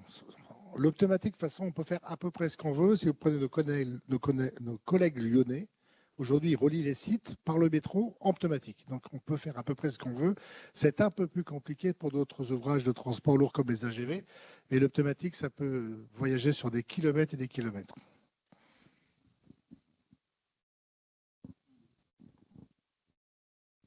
Après, sur le sujet parking des personnels, Philippe a montré là quelques-uns des parkings provisoires, alors donc qui sont destinés à maintenir la capacité de parking pendant la période des travaux. Et puis à terme, on va avoir ici sur cette emprise-là un complément de parking, et sur cette emprise-là aussi, l'objectif est qu'on puisse avoir, au moment où on va organiser les déménagements, d'avoir suffisamment de parking pour l'ensemble du personnel et l'ensemble des patients. Après, on a un enjeu, mais qu'on n'a pas encore redesigné, pour essayer de rapprocher aussi les parkings des patients de l'ensemble des bâtiments, parce qu'aujourd'hui, les parkings les plus proches sont dédiés au personnel et c'est très pratique pour vous, mais après, les parkings patients, par contre, sont très très loin. Et pour des personnes qui sont, par définition, avec une motricité qui peut être affectée, etc., c'est pas acceptable à terme de maintenir une répartition des parkings comme ça. Donc ça, on fera dans une deuxième partie, puis ça dépendra aussi de la relation avec notre partenaire favori qui est Q-Park, où vous savez que c'est pas facile tous les jours avec eux. En fonction de cette évolution-là aussi, on pourra redéfinir la répartition des parkings pour que ce soit fonctionnel et pour les personnels, mais aussi pour les patients. Et puis, il faut qu'on prenne en compte les évolutions d'ici 2031. On sait de tout ce qui se passe au niveau du réchauffement de la planète. On sait qu'aujourd'hui, il y a des grosses réflexions qui sont portées par la métropole avec le P2M, avec demain un trolley, après-demain je ne sais quoi, et l'évolution de la ligne 1 ou d'autres lignes qui ont été construites, là, comme celles qui vont démarrer, la 18, la 5, qui vont démarrer en 2025. Il y a aussi, bien sûr, les évolutions qui sont portées aujourd'hui par le GIP, qui ne sont pas que des réponses à la voiture, pas de la voiture. Hein. Donc, on parle de bus, on parle de train, on parle de vélo. C'est aussi important. Alors, ça ne viendra peut-être pas du centre-ville en vélo, mais par contre, sur le plateau de Brébois, il y a beaucoup de choses qu'on peut faire à vélo. Les piétons, qui aujourd'hui ont beaucoup de mal à circuler sur le plateau de Brébois parce qu'ils sont envahis par les voitures. Donc, traverser l'avenue de Bourgogne, c'est déjà un enjeu. Il vaut mieux passer par en dessous ou avoir des ailes. Donc, tout ça, c'est dans les réflexions de la métropole.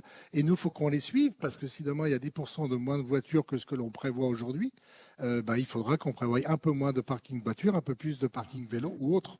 Donc ça aussi, on le suit avec eux pour pouvoir aussi adapter les stationnements. Ce n'est pas que des facilités pour les voitures. Il faut qu'on ait d'autres choses. On réfléchit aussi sur une navette entre nos stationnements et nos entrées de nos différents bâtiments existants au futur. Et puis d'autres réfléchissent sur une navette de quartier. Donc toutes ces réflexions-là sont portées par différents acteurs puisque nous, on n'est pas gestionnaire des réseaux en dehors du site.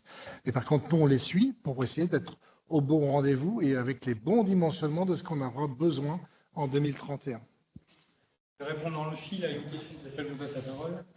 Une question qui a été posée en ligne, qui est de savoir si la bretelle d'autoroute arrivera à temps par rapport au transfert des activités. Donc le scénario qui est aujourd'hui travaillé, enfin qui est le scénario retenu entre guillemets par les services de l'État et par la métropole, c'est le scénario d'une bretelle qui arrive après celle-ci et qui dessert le plateau de Bras-Bois, donc qui contourne le campus santé par l'arrière et qui arrive sur l'avenue qui est un peu en décalé par rapport à l'hippodrome. Donc c'est celle-ci qui est la plus optimale par rapport à la diminution du trafic ici sur l'avenue de Bourgogne. Ça a été comparé à une sortie dédiée qui serait accélérée ou un accès qui arriverait quelque part ici. Et donc, quand ils ont fait les différentes études, c'était le scénario qui est avec le maximum d'impact. Donc, c'est celui-ci qui est retenu pour l'étude, donc qui est en train d'être fait par les services de l'État. Et donc, après, ce que je disais, c'est que pour la partie construction, ça va être sur le prochain volet de financement État-région.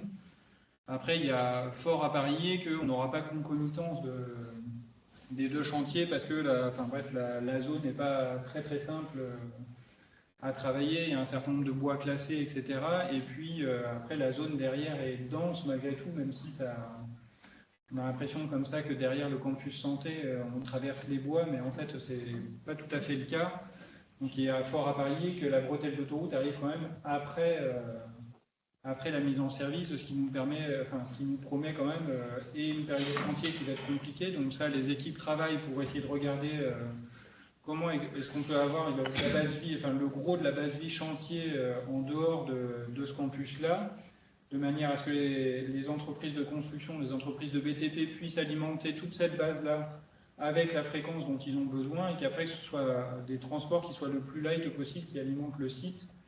Et on regarde aussi des hypothèses qui ne passent pas par l'avenue de Bourgogne et l'avenue du Morvan de manière à ne pas engorger l'ensemble du site. Donc ça, c'est les hypothèses qui sont travaillées en ce moment avec les équipes de... Ouais, c'est ce que pratiquent les Parisiens depuis des années où c'est plus la peine de rentrer un toupie dans Paris, sauf si on veut utiliser du marteau-piqueur quand la toupie arrive sur le chantier. Donc on est sur les mêmes approches qui arrivent de plus en plus dans d'autres grandes métropoles qui sont saturées en mobilité. Il faut des bases vides et portées pour pouvoir circuler après et alimenter les chantiers en horaire décalé quand on n'est pas en période de pointe. Okay.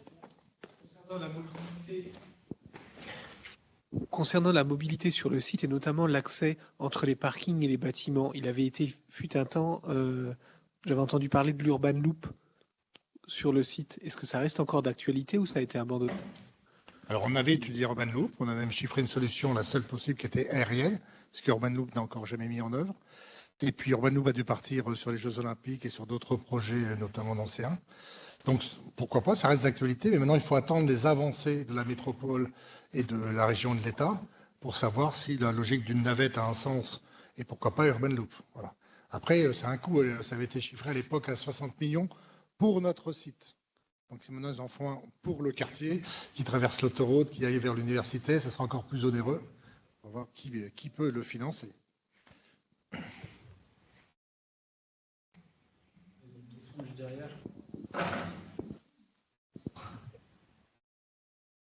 Il y avait dans le chat, il y avait une question sur puisqu'il y a un hall commun qui relie les différents bâtiments, pour autant, est-ce qu'il y aura encore un hall d'entrée spécifique et une entrée spécifique, par exemple à l'ILM et au BPC?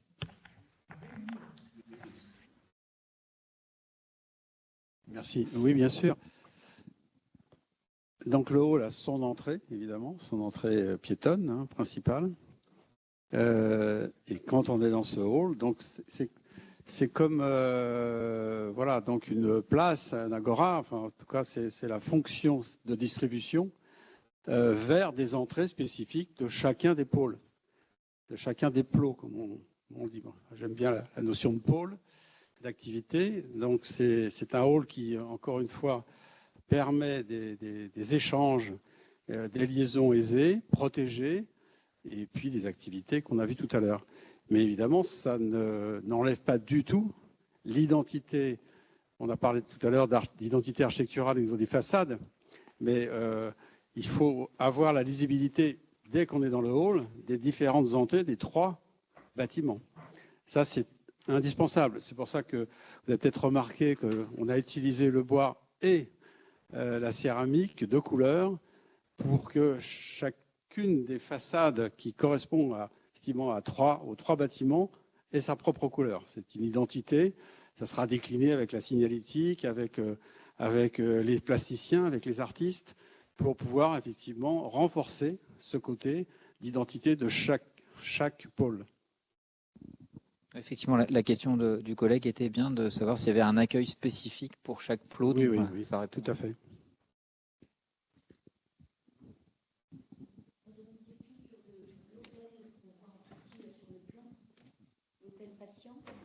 Est-ce qu'il est dans ce projet et à quelle échéance?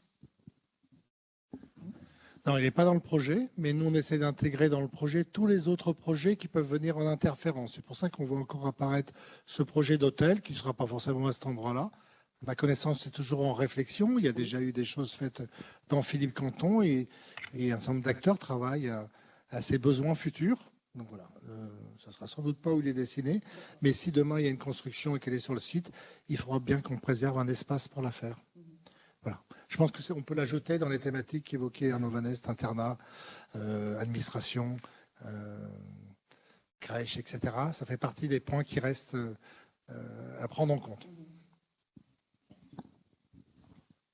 Dans les questions en ligne, il y a des questions sur la maîtrise des nuisances sonores liées à la législation par rapport aux bâtiments d'hospitalisation. Dans tous les hôpitaux.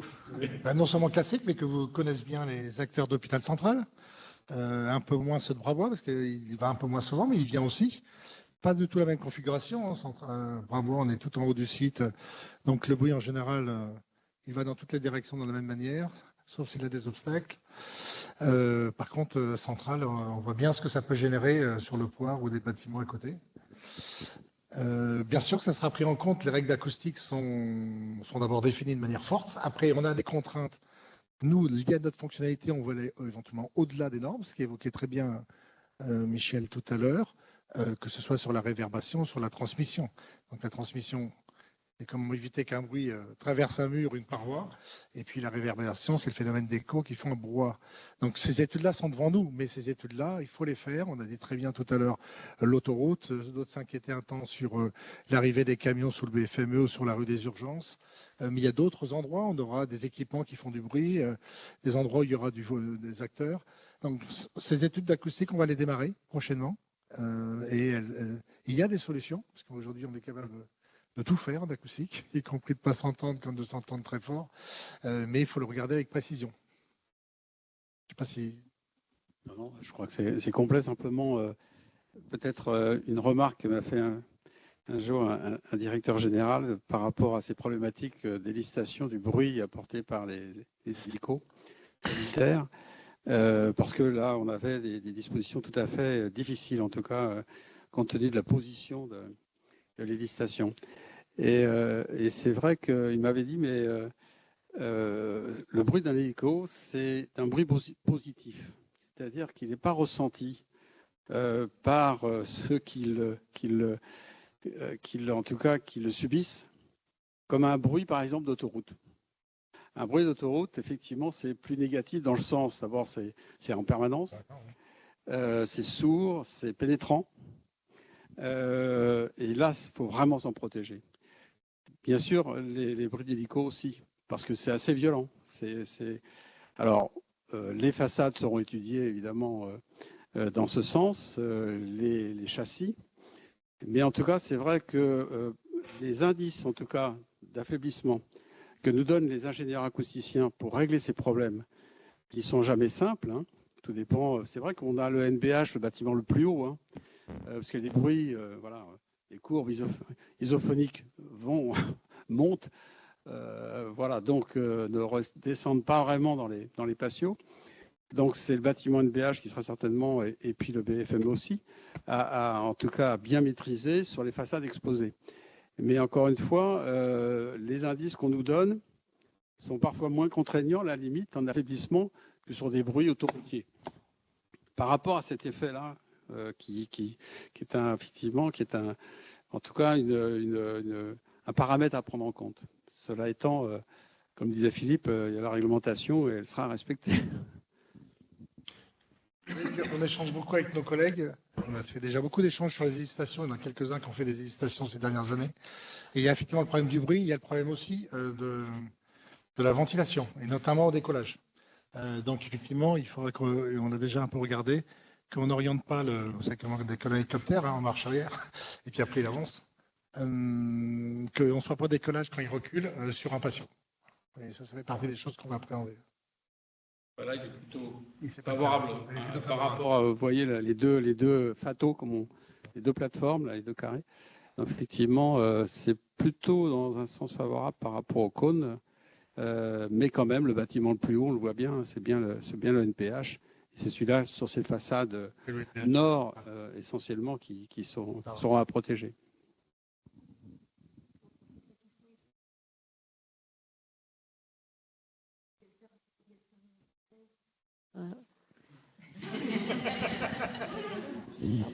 Oui. En fait, M. Vanès nous a dit de continuer à parler, mais non, c'est une vraie question.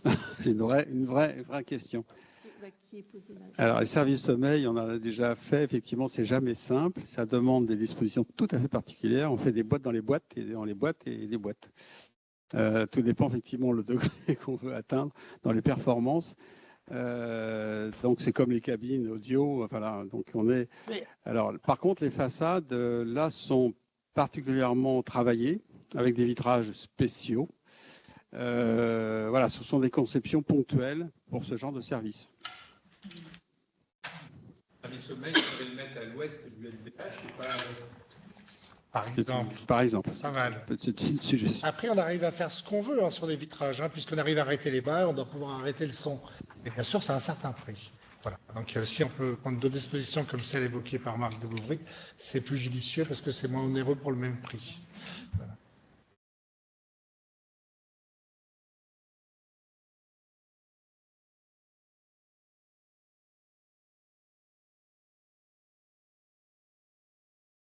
Des questions en distanciel?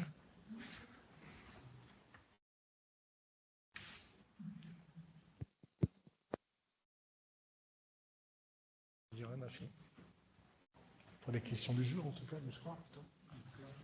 Après, peut-être par rapport à la pharmacie, on a eu il y a 2 semaines, ça 2 petites semaines, là, le deuxième concours d'architecture pour le projet de pharmacie. Donc, qui n'est pas réalisé par Michel Boulet, Charlotte-Piche, qui est réalisé par un autre groupement d'architectes. Et le projet qui a été lauréat, là, c'est un projet pareil, nous, avec Béatrice de Bouvry et Marc de Bouvry, on est est assez content parce que c'est un projet qui est très fonctionnel sur les flux, qui fonctionne vraiment bien, et donc ça nous donne le maximum de chances qu'on ait un projet qui soit performant et bon et fonctionnel pour l'ensemble de la pharmacie. Après, il y a un certain nombre de sujets à reprendre, mais de la même manière que les sous-commissions avaient suggéré un certain nombre d'amendements par rapport au projet lauréat, mais en tout cas, le projet de pharmacie là, qui doit être juste derrière la chapelle est un projet qui promet d'être très très bien, et c'est pareil, une très très bonne nouvelle pour qu'on ait un projet de cette qualité-là. Et donc ça, de la même manière, c'est un projet qui vit sa vie propre avec l'objectif qu'effectivement tout le monde soit au rendez-vous. Donc là, c'est 2028 de mémoire pour la pharmacie. La pharmacie, et donc on aura une période, parce que la CAM se quête quelque part par ici, il va falloir qu'on la libère. Et donc ça, on aura une partie de localisation transitoire avec bref, tout ce qui est emmagasiné là-bas qui sera transitoirement pendant une petite période. 2 ans. Et on présentera le projet pharmacie aussi dans quelques mois, dès qu'on aura fini la mise au point, comme pour le projet Michel Beauvais. Entendu, s'il n'y a pas d'autres questions, je vous propose qu'on s'arrête là. Et puis après, s'il y a des questions, au fur et à mesure, vous aurez compris que ça passe par les groupes utilisateurs, avec les groupes utilisateurs qui travaillent sur toute la partie fonctionnelle, il y en a une vingtaine. Et puis après, il y a les groupes techniques, là où c'est très concentré dans les équipes là, de Philippe Sanson. Donc n'hésitez pas à réfléchir vos questions vers les différents référents. Donc à chaque fois, pour chaque groupe, il y a un médecin référent, un cadre référent et un directeur référent. L'objectif est que ce soit des personnes qui puissent à la fois diffuser de l'info et puis l'info. Donc on va diffuser la liste de manière à ce que vous puissiez avoir le nom de tous les référents de tous les groupes de travail utilisateurs. Est-ce qu'on peut avoir la liste justement? Ouais, du coup on va la diffuser. Merci beaucoup à tous et bonne soirée. Merci. Merci beaucoup.